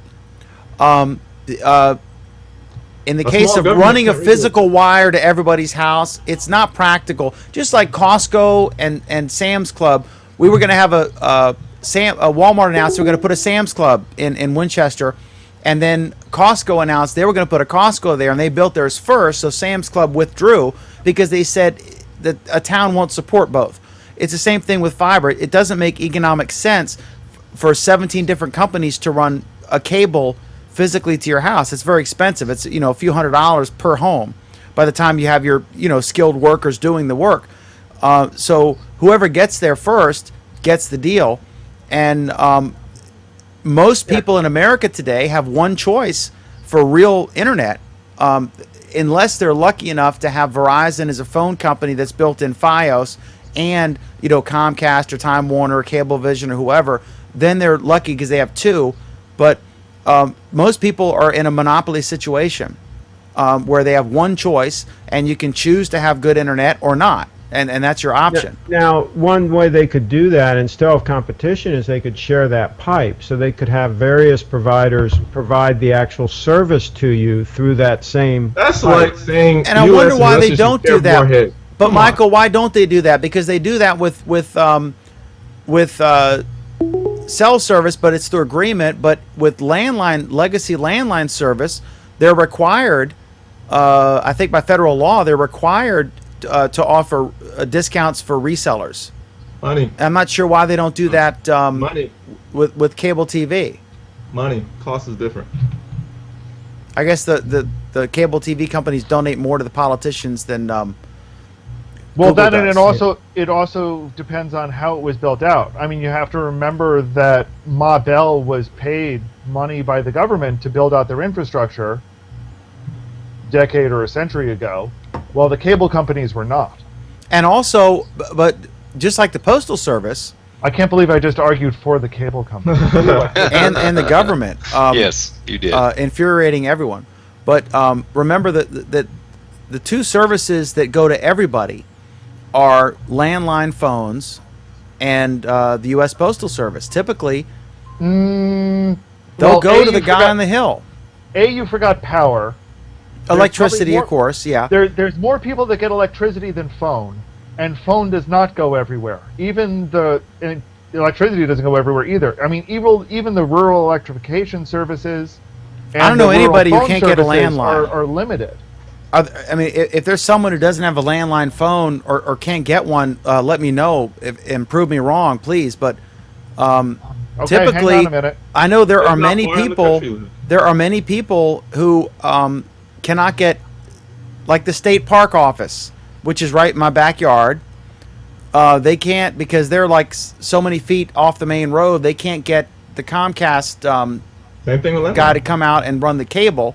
That's the same thing with the So phone they have line. to have DSL, but they have no If problem they- getting a landline. If they live so many miles outside of the city where there's no other freaking people, no phone company is gonna run freaking phone line all the way out to the nearest power line. I think you're wrong. I think that's the deal that they struck with localities to get it because they were authorized to require that. The localities were, but that's not the case with cable TV, which is, of course, a more. It wasn't viewed as the necessity that a telephone was because the localities. Right, Dan, but you Dan, got to here's be the thing. back in the day. Remember, you had to be able to call in. My neighbor's house is on fire. I Right, mean, phone well- was viewed as a necessity. It wasn't something but- like, can you watch Bill O'Reilly Right, but Dan, that's or why, ABC that's why, News? That's why there has been on our phone bills for decades now something called the universal service fee, Yep. and that was to pay for phone lines. For getting phone lines everywhere. The same way on a lot of electric bills, you have a rural electrification service fee to do the same sort of thing. You didn't have that for the cable company because the cable companies were private the entire way through. It's not an essential service. It's not. It's not. True. Both are true. True. Both are It's But- not a but public it- safety issue like a phone is. Back in the day before cell phones, Well, and but no. I have a soft spot in my heart for Craig's argument against government stuff. But yeah, Dan, I can make the argument that cable TV is an essential service when you're talking about emergency notifications, especially in situations where you can't get broadcast television, which is in many of the same locations. Radio. Yeah. To channel Mike but Banks. even in a lot of these locations, you've got radio relay problems. Everywhere is some kind of problem. Right. Well, but talk about an edge. Come on, Alan. That's an edge case. I have the triple. Dan, I'm sorry, Sheila. You can go in a second. Just give me a second. That's the issue. Is that at this point we are talking about edge cases. Even in Guam, they got radio. Come on. Go ahead, Sheila. Sorry, I really wasn't trying to cut you off. That's okay. I'm learning to interrupt. I appreciate your standing up for yourself, Sheila, and we all appreciate that. You got to jump in there. It's like the McLaughlin group. Just anyway, smack us around. Go ahead, Sheila. That's right. I have the triple. We actually, not just I. We have the triple pay with Comcast because it was cheaper for us to go that route than it was just for internet and cable. We got the phone through it too because going through a phone company was a little higher rate. Sheila, what kind of cell coverage do you have, and why did you choose to get a landline over just using cell phones? I'm curious. Well, we have a Verizon phone as well. We have Verizon on my iPhone. But what reason did you choose to go ahead and get that the cable version, the quote unquote landline from cable phone service over just keeping the cell phones? It was cheaper to go with our Comcast. It was cheaper to go with the bundle than to go with like our Quest or whatever company we have. Now, how much do you pay a month? I can't remember. It's not cheap. How does it compare? Because like the story we're actually on here is that in Provo, and I'm going to screen share, but you folks won't see this, but the folks watching will. Comcast is offering, it's $120 a month. It's video, voice, and 105 megabits per second of internet service. Is that introductory? I think that's introductory. Yep. Yeah, I think we're paying about that, yeah. Maybe a little bit more because we wanted the faster speed for our internet. So. Yeah, but look, you can call it an introductory rate, but everybody knows that what you do is that at the end of the year, you call and say, hey, if you don't bring my introductory rate back, I'm going to switch. And it works every time.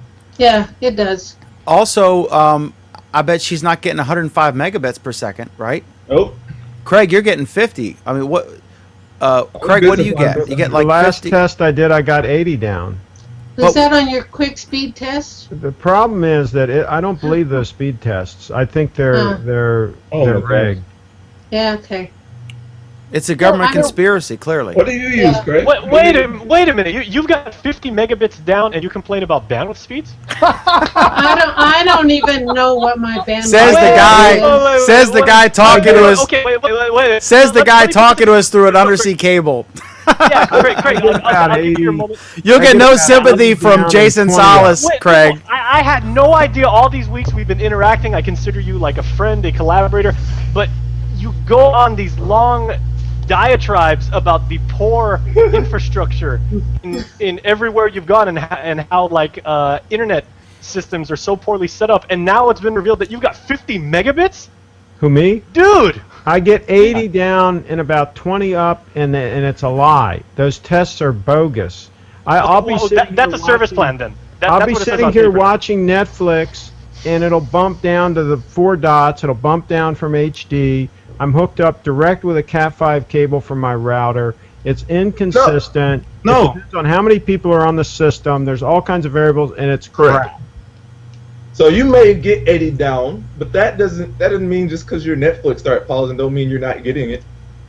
No, because I don't have a problem like that. Like it's very, very rare when I'm watching Netflix because I'm in an older build of an old Adelphia build that Comcast bought.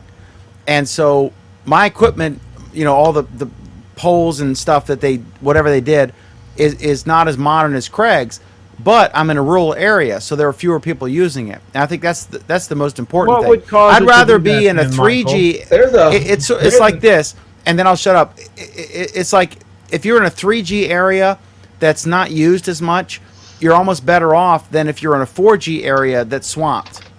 And it's kind of the same thing with cable. In Craig's case, he's got Michael, a what bunch would of neighbors cause that? competing To with answer him. that, there's a multitude of different things that could. There's many factors. It could be the modem. Some modems don't go over 50 megabits. It could be All the right, router. I've got Some the- routers. It can be the. It I can got be the your best antenna. modem you can It can freaking be the buy. wireless card on your computer. There's so many freaking variables to it. I'm not It can be using that server. wireless. It can be If his Netflix's modem server. wouldn't go over 50, his speed test I wouldn't mean, register so many 80. things.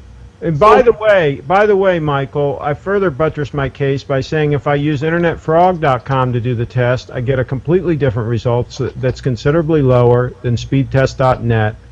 I don't think these speed test sites are that accurate. I'm going on record as saying this. Well, Craig, I just want to give you like some context about where I live. You know, truly a place that is technical, never Let's never put land, this in where perspective, technology yeah. refuses to grow up. Yeah. Basically, I live on an island where we have 300 days of absolutely beautiful sunshine every single day, and only in the last month have our civic planners decided that, hey, we might want to use photovoltaics for solar power. They only figured that out now. There you go. And what speeds do you get on your internet there? I'm paying $140 a month for, in theory, 10 meg service down and 1 meg up, and I'll barely get 6. Are you kidding And me? that's just $140? Yeah. And Well, is it actually, a monopoly situation? Do you only have one company to buy from? no, there's 3. 3. Wow. My God, it's like turn around and grab Are your they ankles.com. Are they like our cell phone providers? Yeah, they're well, everybody's cooperate. buying everybody else, so it's basically like cell phone company / cable company now.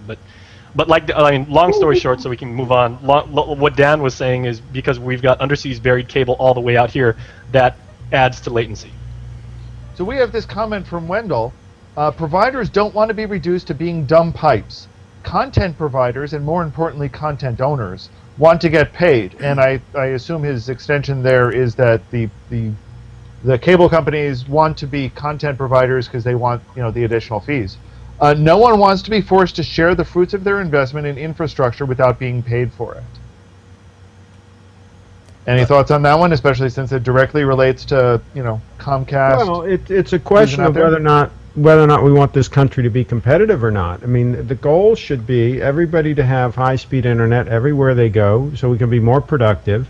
And if the current incumbents don't want to deliver that for whatever reasons, then we've got to figure out another way. And so maybe the government does need to step in and say we need to run fiber to every home, and they need to regulate it, and we treat it like a utility. So, Craig, you're for a big, expensive government program. No, he said that you No, like. it really wouldn't be expensive because we're willing to pay. That's the difference here. It'd We're be willing really to pay cheap for to run this fiber service. to every home in America, 100 million We homes. are willing to pay for this Who? service. Okay. Who are we? Let me answer that question.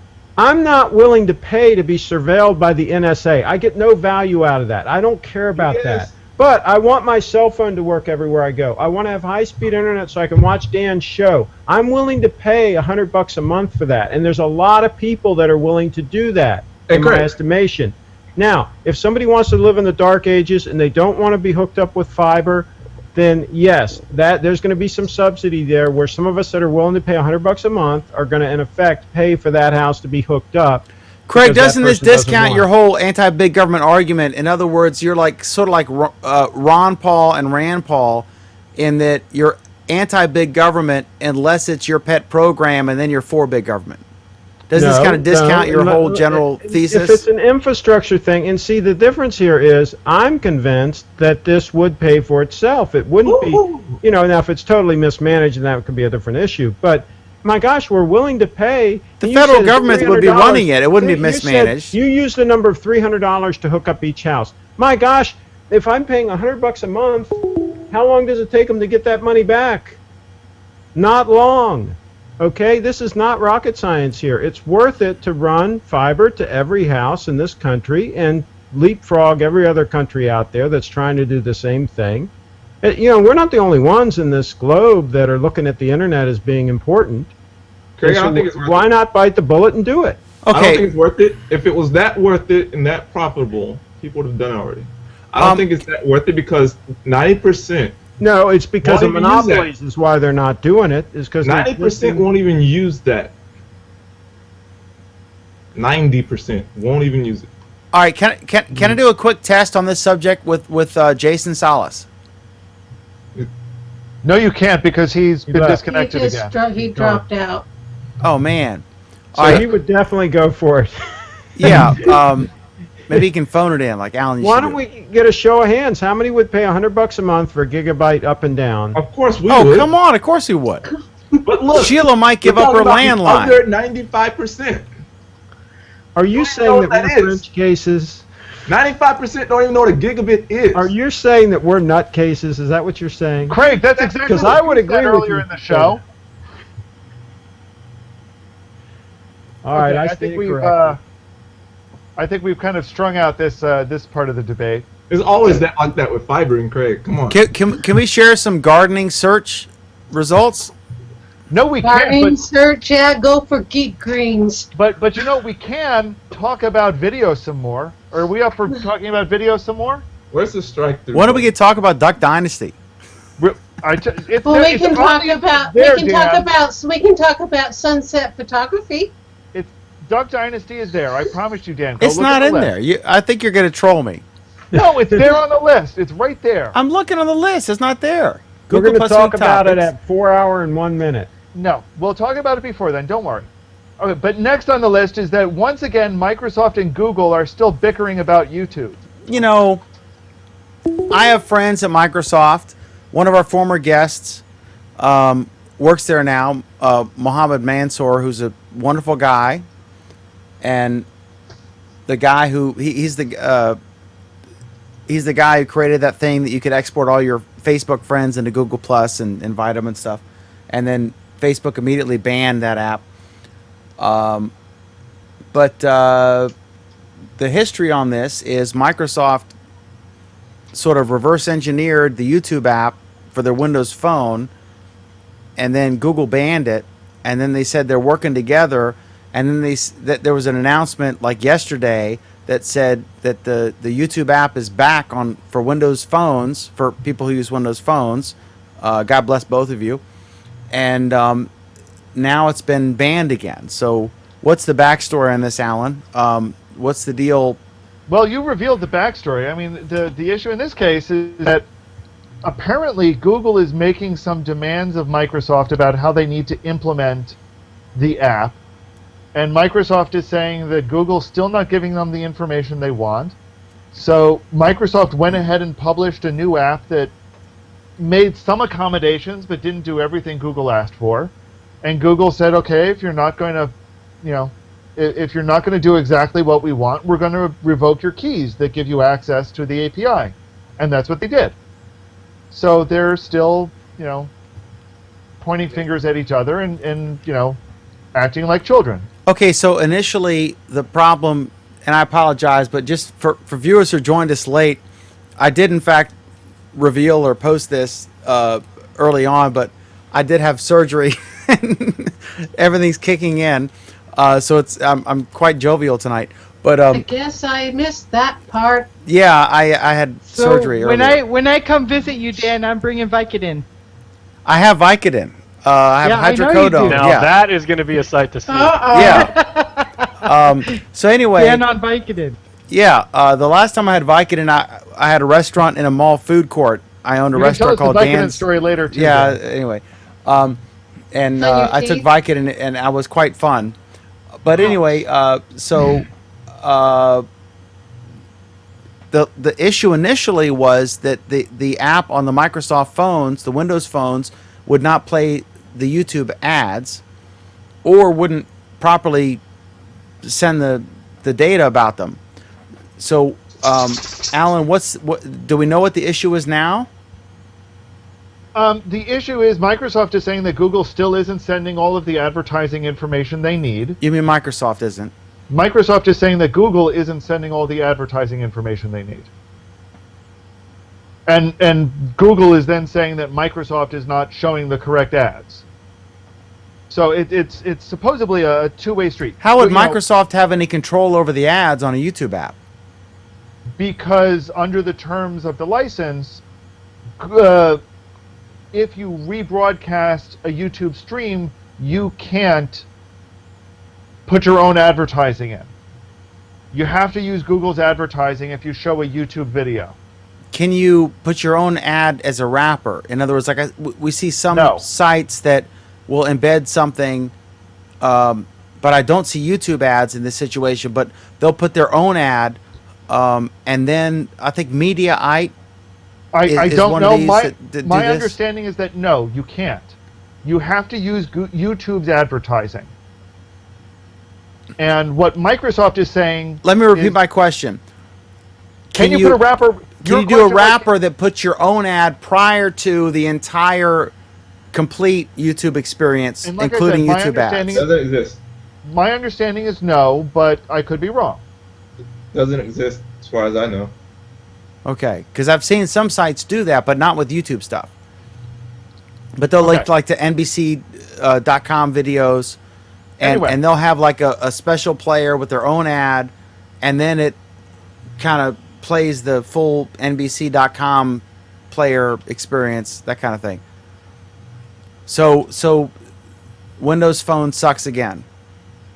Well, in this case, Windows Phone is partly sucking because Google isn't letting them write the app.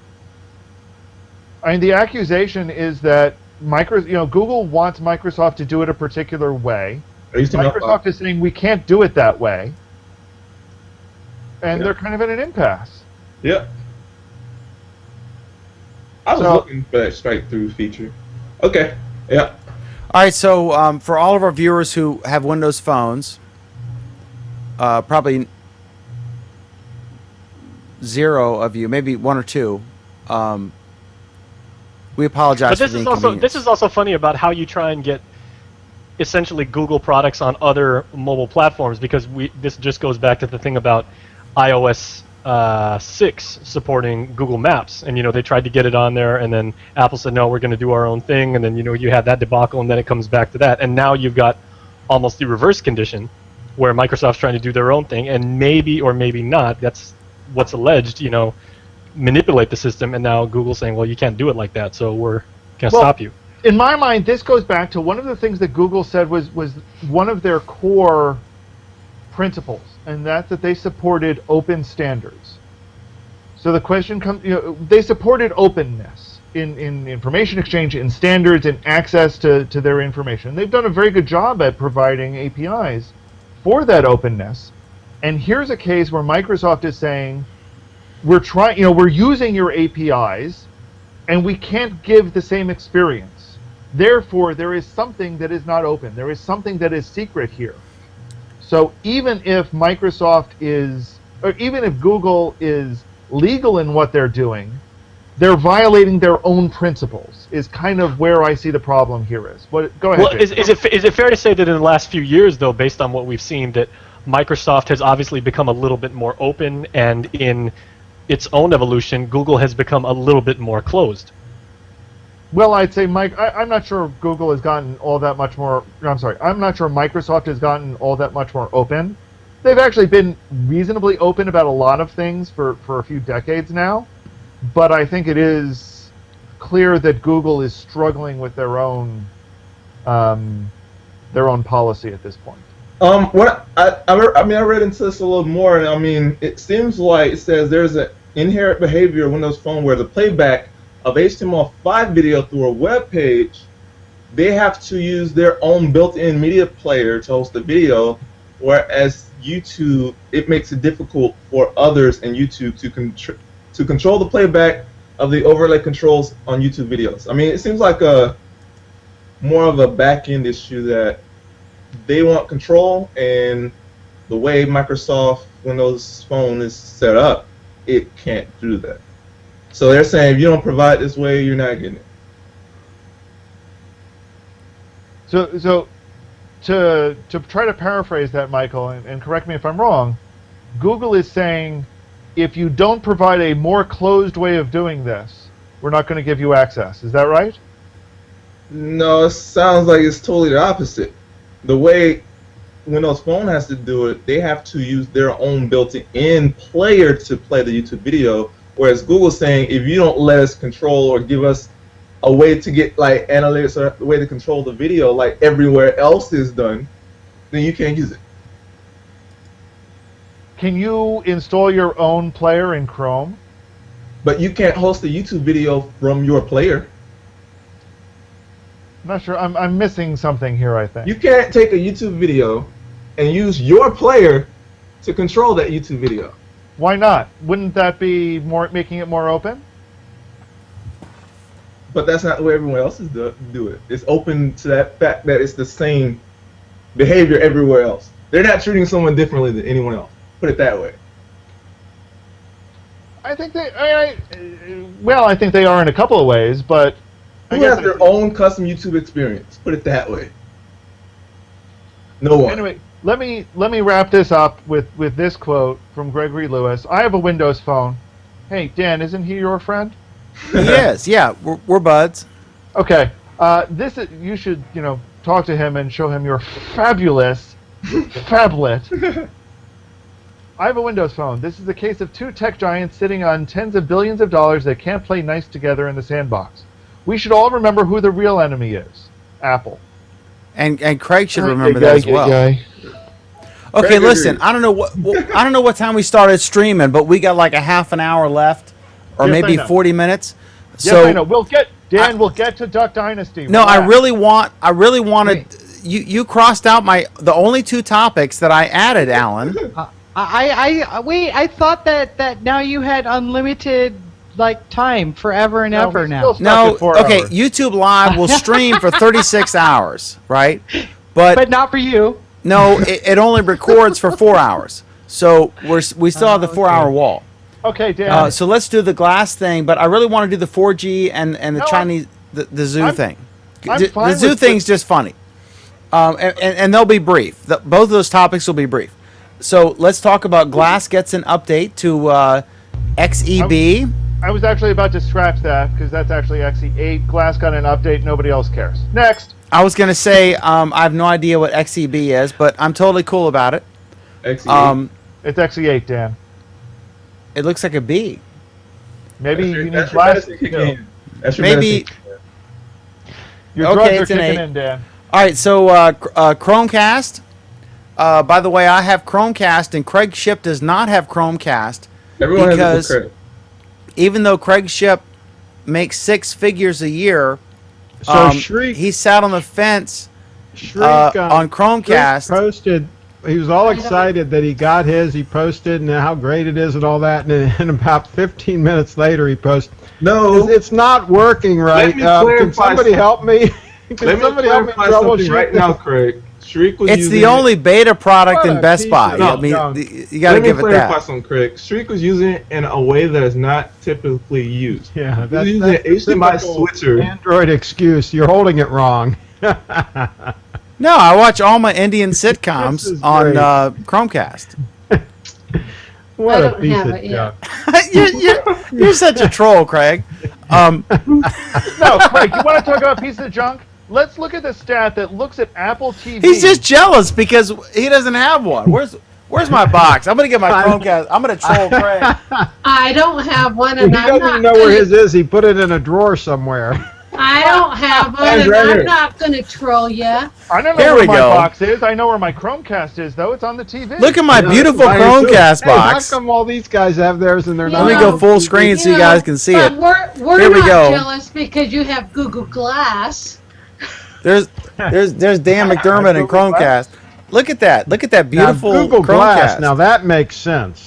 It's inevitable, Craig. It's That's a inevitable. different Let animal. me show That's the all other that. side of the box that Craig can't see. See, Craig doesn't have this. This is something I have that Craig You're doesn't showing it have. to the wrong camera, Dan. No, it's Wait, not. wait a minute, Craig. So Oh. you're in favor of Google Glass? Oh yeah, I love Google Ads. Look at Alan. Okay, well, It Here's looks the, classy. there's a book coming out that you're surely going to want to read maybe in a few months. Your book? I've got a great. Can Yeah, you I've got a move great it recommendation over for a book on just glass. a little I'm all bit? over it. I love Google Glass. So Okay, so the next topic, which There's also a version for Pam that's coming out about Google Glass. It's called Lady Chatterley's Lover Wearing Google Glass.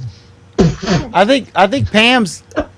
No, I think Sheila's still reading the copy of Shades of Grey that Pam sent her. Oh, There you go. Low blow.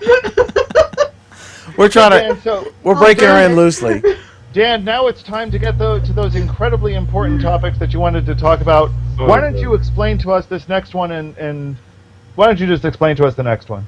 Okay, the next one is the I just wanted a quick reaction from you guys about how relevant this is, because on the one hand, it's cool and awesome, and it's getting a lot of publicity, but explain it, Dan. The 'Cause we have Audi no idea what you're talking S3, about. the Audi S3 is debuting. It's going to be the first car with built-in 4G connectivity, and the U.S. in the spring is going to get the Audi A3. So here's my question. This is cool, but my question is, what do you think about this? Is this awesome and relevant, or is this like a year or so too late because we already have really cool built-in stuff, whatever? What do you think? Craig, you've got a car. Hey, hang on a sec. Shockingly enough, we actually had a comment about this earlier in the evening, which seems like hours or days ago, from James. When will you be taking delivery of your 2014 GM car with a 4G LTE hotspot? It'll be awesome to see you driving it while you're wearing your Google Glass. Yeah, this is going to be standard standard equipment on cars if it works. But Craig Ship, you've got Michael had a point. Go ahead, Ben. Go ahead, Michael. I just want to know, for all these people who like the idea, what is the difference than taking a 4G MiFi and dropping it in the armrest? Okay, the difference is you're going to have a better ground plane for the antenna, assuming they do it right. With it built in, you have better grounds and so forth, better ground plane for the antenna. Hopefully they'll put a decent antenna on the car or in the windshield or whatever, one that'll work better than something being inside the car. So when I had my cell phones back in the day, I always had an antenna either on the deck lid. I didn't like it in the middle of the roof. That looked goofy. But on the deck lid, I would have them drill a hole and put the antenna in, get a nice ground plane. The thing would perform a lot better. But my question is, why would you want this then? Because I assume it's going to be a subscription you're going to pay for it. Why would you want something that's only in the car when a MiFi you can take out the car and everywhere else using the same device? Well, if you use something like Ting, for example, you can have it only costs you $7 a month to add a device. But why would it only be in the car? That's my question. Yeah, but my gosh, if you're paying $30,000 for the car, what is $7 a month for the service? If there's only $7 a month, come on, look at the other internet prices. Consider what's happening already, because the Tesla already does this. Albeit, there are a lot of complaints about Tesla. It's a free service that if you buy a car, you would figure for $90,000 they may as well kick in for an internet connection, which you get, but it's only 3G.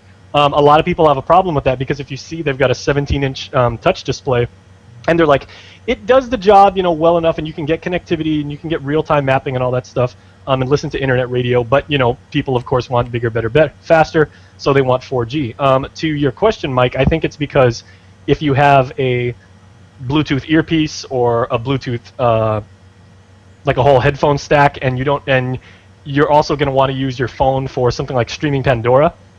You can only actually have one. You can pair it to as many Bluetooth devices as you want, but you can only have one talk at the same time. So it gives you more freedom as a driver to do things like hands-free telephony. Plus, you can also get your radio and stuff like that. Right. It's basically I think Michael's point though is, if you're doing this sort of thing in your car, won't you want to be doing it out of your car as well? And if you're doing it out of your car, why do you need it in your car? Okay, so let's roll back slightly. Get it? Because you should be driving. No. So here's the thing. So what Alan was saying, because if we can bring another automotive manufacturer into the picture, what Mercedes-Benz is starting to test with Google Glass is their own integration with Glass. Is saying they've got a application that integrates with their car that says, do all of the navigation. When you're in your car, it will detect when your car is there, and then it hands off your connection for the networking to Mercedes' cloud. And then it says, okay, do all the navigation from within the car as if it were a GPS unit. As soon as you leave the car, it transfers your connection back to glass so that as you're walking around, you can actually find the restaurant that you're going to. Why would you want to So, do Alan, that? Alan, let me address your question. From the very beginnings, and I'm talking the very beginning, I asked the question, why can't I have extension phones? Why can't I have a cell phone here, and when I turn that one off and I turn this one on, it uses the same phone number and it acts like an extension phone, like I have at my home, right? I can have a phone in the bedroom and a phone over here. And the short answer is the technology will support it, but of course the greedy cell companies don't want to do that. So the next best thing right now... So you're saying we should have the government do it instead? The next best thing right now is a service like Ting that allows you to have multiple devices share a pooled data account, right? And so I only have to pay $7 for the convenience of having that, in effect, extension phone, right? Craig. So, but we need to vote with our pocketbooks, and if we support services that offer that, then Craig, I don't think either Banks or I would disagree with that. What I think we're having a trouble grasping is why would you want it in your car and not somewhere and not out of your car? Well, you want it both places, but my point is you don't want to use the same device because you're going to compromise. If it's built into the car, about the car integration. If it's built into the car, you don't even have to think about it. You just get in the car and start it up, and you got a hotspot. You don't have to plug things in. You don't have to make sure it's charged. You don't have to worry about the antenna reception. But you can't bring your car into the restaurant with you. Guess what, though? This solves all of that. You take your phone into the restaurant with you, and it has its own connection. What is the practical application of this product? What is the practical application of this product? Your car is connected. The same thing Jason was talking about. You can do the same integration that Jason was talking about and Craig's talking about with the antenna. All you have to freaking do is put a Wi-Fi in your pocket and make the car Wi-Fi enabled. So you can have the same integration just using Wi-Fi. But you got to make sure the Wi-Fi is charged, or you got to plug it into a freaking. No, the car is powered for the freaking car. What? It's plug it into the car. But that's my point. When you get in the car, you got to plug it in. No, you don't. It's Wi-Fi. Use Wi-Fi. That solves it. No, Michael, he's saying you plug it into the car so it gets power from the car. Alan, your audio is really low. But I think your average consumer is going to be who's going to buy an Audi. Of course, that wouldn't be an average consumer, but I would think that there could be some adoption of this. The same people who get the GM, what's that service that they have? Ford Focus has that. OnStar. No, what's the thing? OnStar. Yeah, the OnStar guys are going to buy this, but I don't see a practical application. I think this is someone who would buy. I swear to God, I was in a Walmart or Target or whatever, and they still have multiple GPS mapping standalone devices for sale. Sure. There's and a I'm like, good reason for that. who in the hell would buy one of these? You want to know, Dan? You want to know who would buy it? People who know just how badly Google Maps sucks.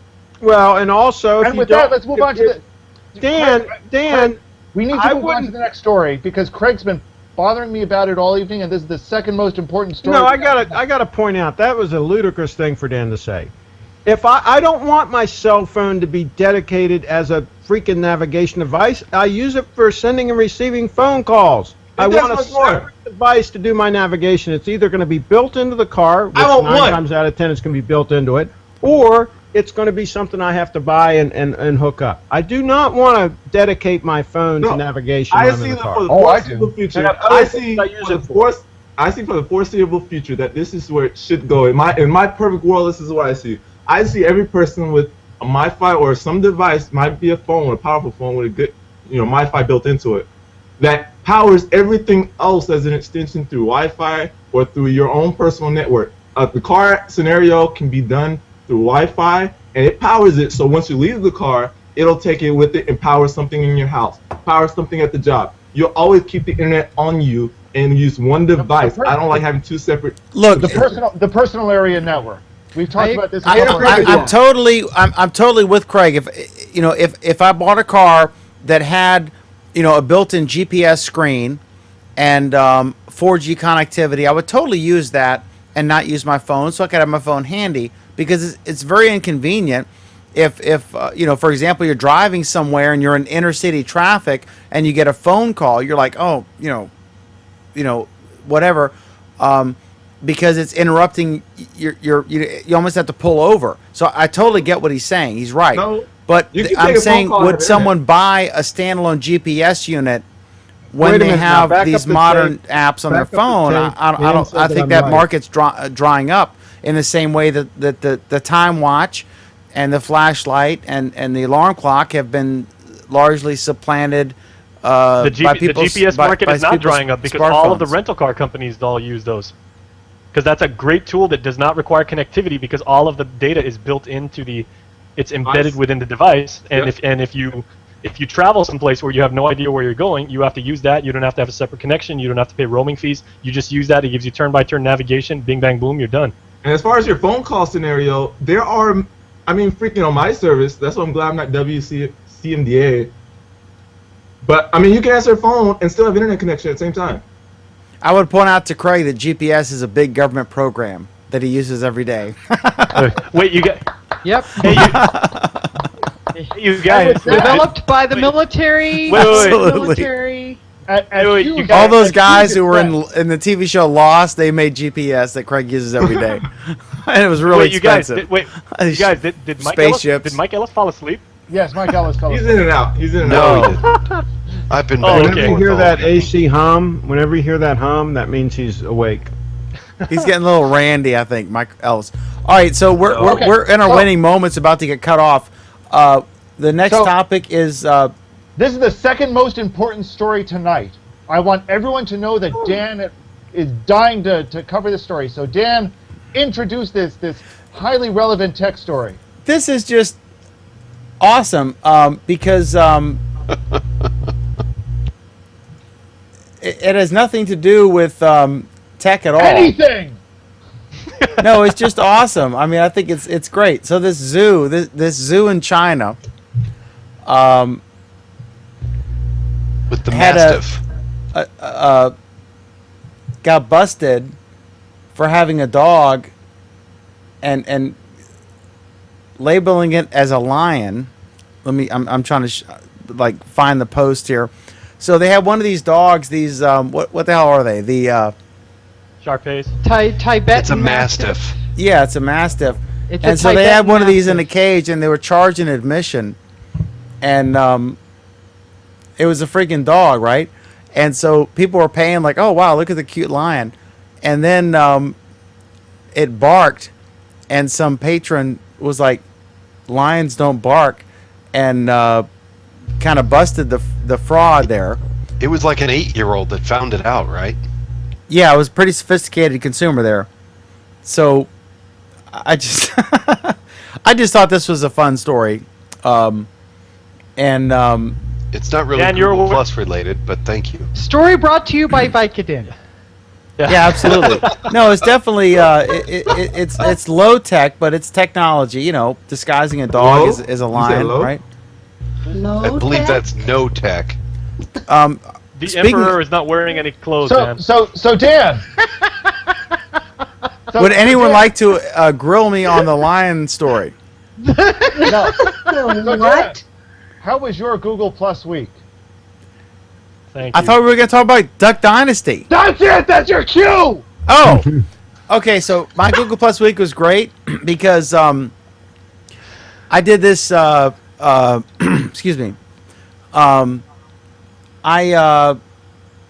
did this interview with Jep and Jessica Robertson from Duck Dynasty, and it's an awful video quality. I did it with my camcorder, then the camcorder died, and then the rest of it is me with my wobbly phone, and it's gotten like over 70,000 views, and just yesterday it got 2,400 views, and the day before that Wow. 1,400 views.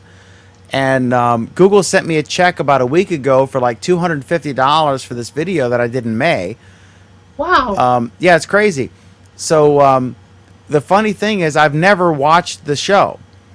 I was covering the Apple Blossom Festival with Craig, although Craig and I met the next day, and this was the media day. So it was. So I was brought in with the other reporters, and so I posted this video, and it's my #1 most watched video ever, and it's just amazing that you can be in the most random circumstance and capture something that you don't think has any traction. I mean, I swear to God, I wouldn't have recognized the guy, except I knew they all had beards, and there was a guy with this giant beard, and so I was like, "Hey, what's up?" And then the funny part is, at the end, I was the Q102 country music radio station guy did a picture with him, and I said, "Well, I'll do a picture to make all my redneck friends jealous, right?" And I got the typical reaction you'd expect. All my friends were like, "You a-hole, you don't even watch this show, and you got to meet the guy." And I was like, whatever. So I went up and said, "Hey, listen, can we do a picture?" And they were totally down to earth, totally cool. I mean, just like any of us, if we had met, they weren't like stars or celebrities. They're totally cool. And most celebrities you meet, and I've met presidents on down to janitors, most people, when you meet them in person, are actually totally cool, and they're not at all, highfalutin. So I'm standing next to Jeff Robertson, and so I hold my phone up, and I had it on the video setting instead of still. And I just gotten my Note 2 recently, and I was like, I clicked the photo thing, I thought, but I was starting a video recording. I was like, why isn't it, doing something, And then his wife came up to me, and she's like, "Oh, let me do it." And she grabbed my phone out of my hand and then took the picture, which I posted on Google Plus and Twitter. And I thought it was funny that, I host a weekly Android show, so I should have some knowledge of Android products. And, the wife on Duck Dynasty was more adept with my phone than I was. So anyway, all that happened. And, I just, I will have to now, my housekeeper has the first 3 seasons of Duck Dynasty on DVDs, and she's going to bring them over, and we're going to have some Canadian whiskey or something and watch them, and all that will happen. So I will be fully versed in Duck Dynasty now that I'm making like $100 a month from Duck Dynasty. The least I can do is actually watch the program. So I will watch it and provide an update in a future episode. So there. That's my Duck Dynasty story. Sweet. That was an incredibly long and detailed anecdote, Dan. Thank you. It's those are I'm proud of those are 4 minutes of my life I'm not going to get back. I know that in keeping with our constant West Wing references, that's a great line from Toby, right? Yeah. And I blame my bottles here. Don't my feel bad dentist. about It's my not being dentist's able fault. to use the Android phone. Most people with Android phones have that problem. God. Alan Furstenberg, I can't see everyone else's thumbnails, so I've go got ahead that and one, do don't what worry. you want to do. It And Before we move on, though, we've got this comment from Kevin Bryan talking about our previous story and continuing tonight's theme of puns. Being fooled by a mastiff made up to be a lion is pretty rough. Well done. Thank you for joining in, Kevin. oh my God, that's awesome! All right, Alan, do me a favor, please. Do your how your week was, and then intro everyone else because I was gonna can't go see down the the other thumbnails. direction. I can't see the thumbnails. So Sheila, how's your Google Plus week? My Google Plus week is rocking. I have 99 subscribers. On Are you YouTube. kidding? You have one more to go? We need one more. Okay, everyone. Everyone. watch this right now. Can I have 2 more? I've subscribed to her twice, I think. Haven't I, Sheila? From both of my, I want Chicago. I straight up went Chicago on you. I think I subscribed to you from 2 different accounts. Really? So everyone, tell us your URL there, Sheila, so people can subscribe. Okay, well it's backwards. It's My Angel on a Wing at YouTube. Just My Angel on a Wing. All right, you'll have it in about 60 seconds. You'll be eligible to apply, and it's only about 2 Right. hours to wait. Good for you. I can't wait to see what kind of amazing shows you create on Google, on YouTube Live. So good for you. we'll have to figure out how it works when that happens. Right, exactly. So how was your Google Plus week, Sheila? Other than you're about to hit YouTube Live. That's my fantastic, and I shot a phenomenal landscape shots on my profile. Oh, good. I'll have to go look. Now, last week I think we talked about you were like in the 30s, right? So you've shot up. You've shot way up in a week. That's great. Yeah, I went begging. Good for you. Absolutely. Don't be afraid to troll your followers to get subscribers. So go ahead, Alan. I can't see folks, so I don't know who's next. Pam, how was your Google Plus week?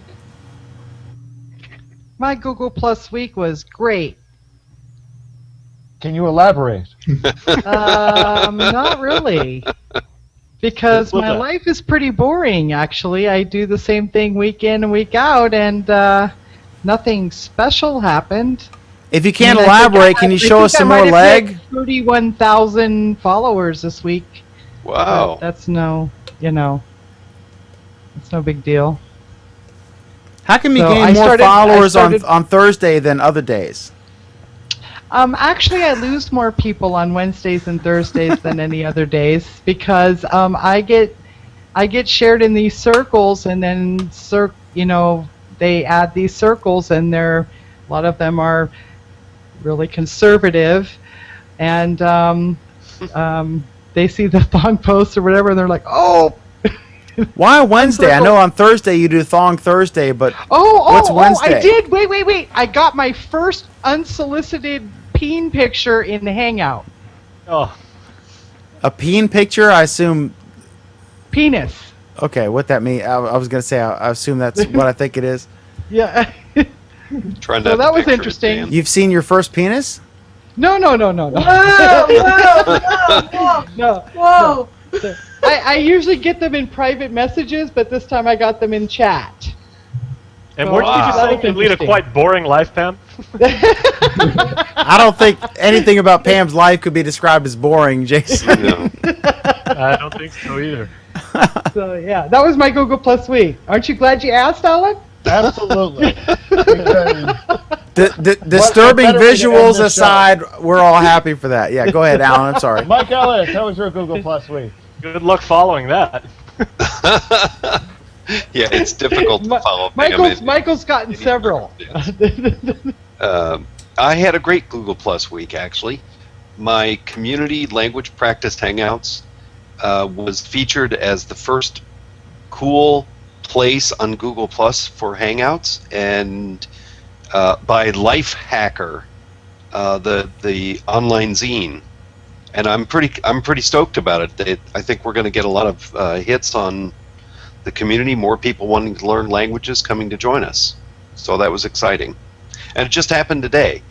And I broke the news to my co-founders because I was at work, and instead of working, I was looking around at Google Plus stuff. Okay, Mr. Banks, how was your Google Plus week? Congratulations, Mike Ellis, by the way, in case I didn't say that. So, Mr. Banks, how was your Google Plus week? Pretty average. Would you like to elaborate? This is to show people you're supposed to say something. I saw the moderator and the owner tag. Michael, you slept through half the show, so I don't want to hear it. And that's about it. Okay, fine. Jason Salas, how was your Google Plus week? Oh, thank you, Alan. And I just want to say to all of our beloved viewers who are still with us right now, I just wanted to point out that I have only been in the show for about an hour now, and in that time, our esteemed leader, Dan McDermott, has made disparaging remarks against rednecks, the U.S. government, and the mob. So, if we don't see him in the next couple weeks, then, you know what happened there. I had a really good Google Plus week. Some pretty wild stuff happened to me. Of course, I got my Chromecast finally. It came in. The Amazon 3 to 4 month shipping was the news of their demise was greatly exaggerated. So it was not on a slow boat to Guam? No, actually, and it got rerouted twice. I found out before it got to me. So I got that. I also found out I was put on the suggested user list for the technology category, which is ironic considering I flunked high school biology. So apparently these computer stuff I yak about maybe makes a little bit of sense. And then it's been pretty good because since Alan, yourself, and we announced a couple weeks ago that we are co-authoring what we hope will be the very first book on Google Glass. It's been getting a lot of support from the Glass community and a lot of interest. So we can't wait to finish it and get it into your guys' hands so you guys can read it, critique it, offer us your feedback and your comments, because it's been nothing but fun. So it's been a really good Google Plus week for me. I met a lot of new and interesting people and got a lot of spam. Got a lot of spam. Okay. Yeah. Craig, how was your Google Plus week?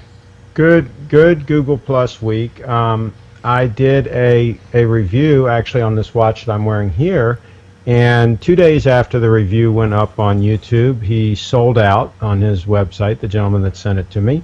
So that worked. I'd done a previous one a month or so ago, and the same thing happened. That item sold out. So the product reviews are going good. And now I've got, I just eclipsed 3.9 million views on my YouTube channel, so headed towards 4 million now.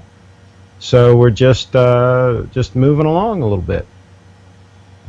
Awesome. Congratulations. That's great.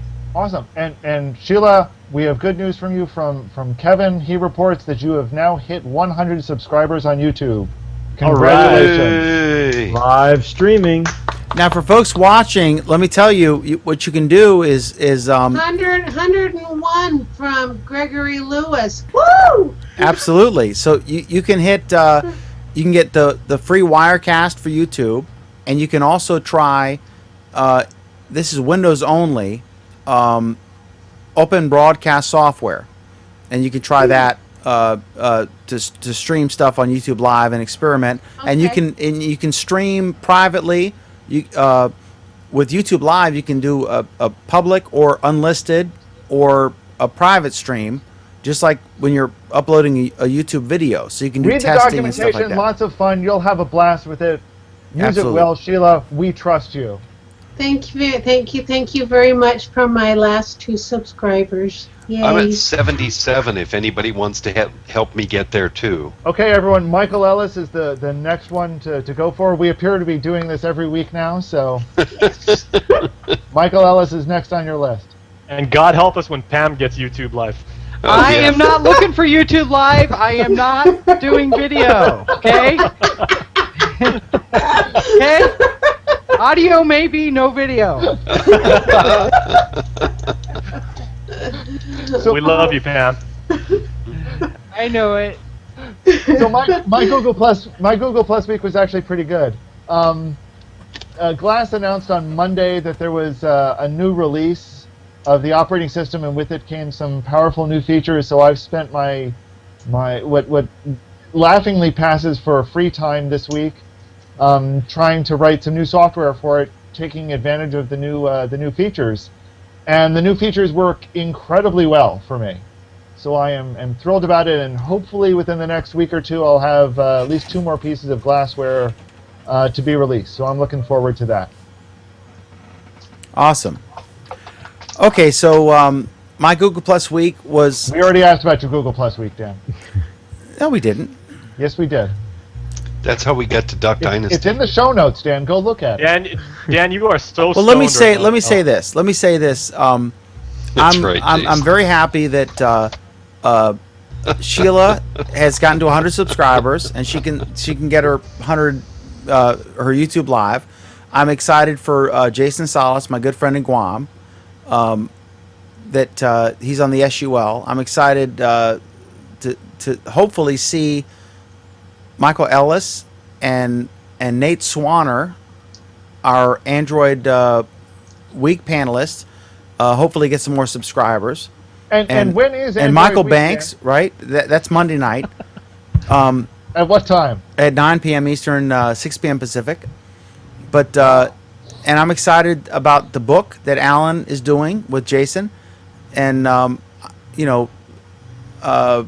it's a good week. So even though I had like dental surgery or whatever, and I have more to come, but it's been a good week. So I want to thank you all for watching. We really love your comments and all the stuff you do live. And before I close, I'll go to Alan and see if there's any more comments to put up on the screen. But thank you all so much for watching. Google Plus Week is every Friday at 8 p.m. Eastern, 5 p.m. Pacific. Our 8:30. Android Week, 8:30 actually. 8:30, 5:30 p.m. Pacific. And our Android Week is on Monday nights at 9 p.m. Eastern, 6 p.m. Pacific. Before we close, Alan, are there any really good comments you want to throw up on the screen? Nothing further. I think our audience has been great, but we've been bringing it up all night. So once again, thanks to everyone who's commented. We had a tremendous amount of comments this evening, so thank you all. Sorry we couldn't get to all of them. Awesome. Great ship for president, everybody. Absolutely, Craig Ship for president. There we go. We'll get A new fiber in cause. every home. Fiber in every home. A chicken in every pot. A new big, a new big government program that Craig Ship can support. Hey, thanks everybody for watching. We really appreciate it. I'm Dan McDermott. You can follow me on Google Plus at danmcdermott.net, and we will see you next time. In the meantime, have a wonderful, wonderful, wonderful Google Plus week. And now I hit the button for the slide. That was a really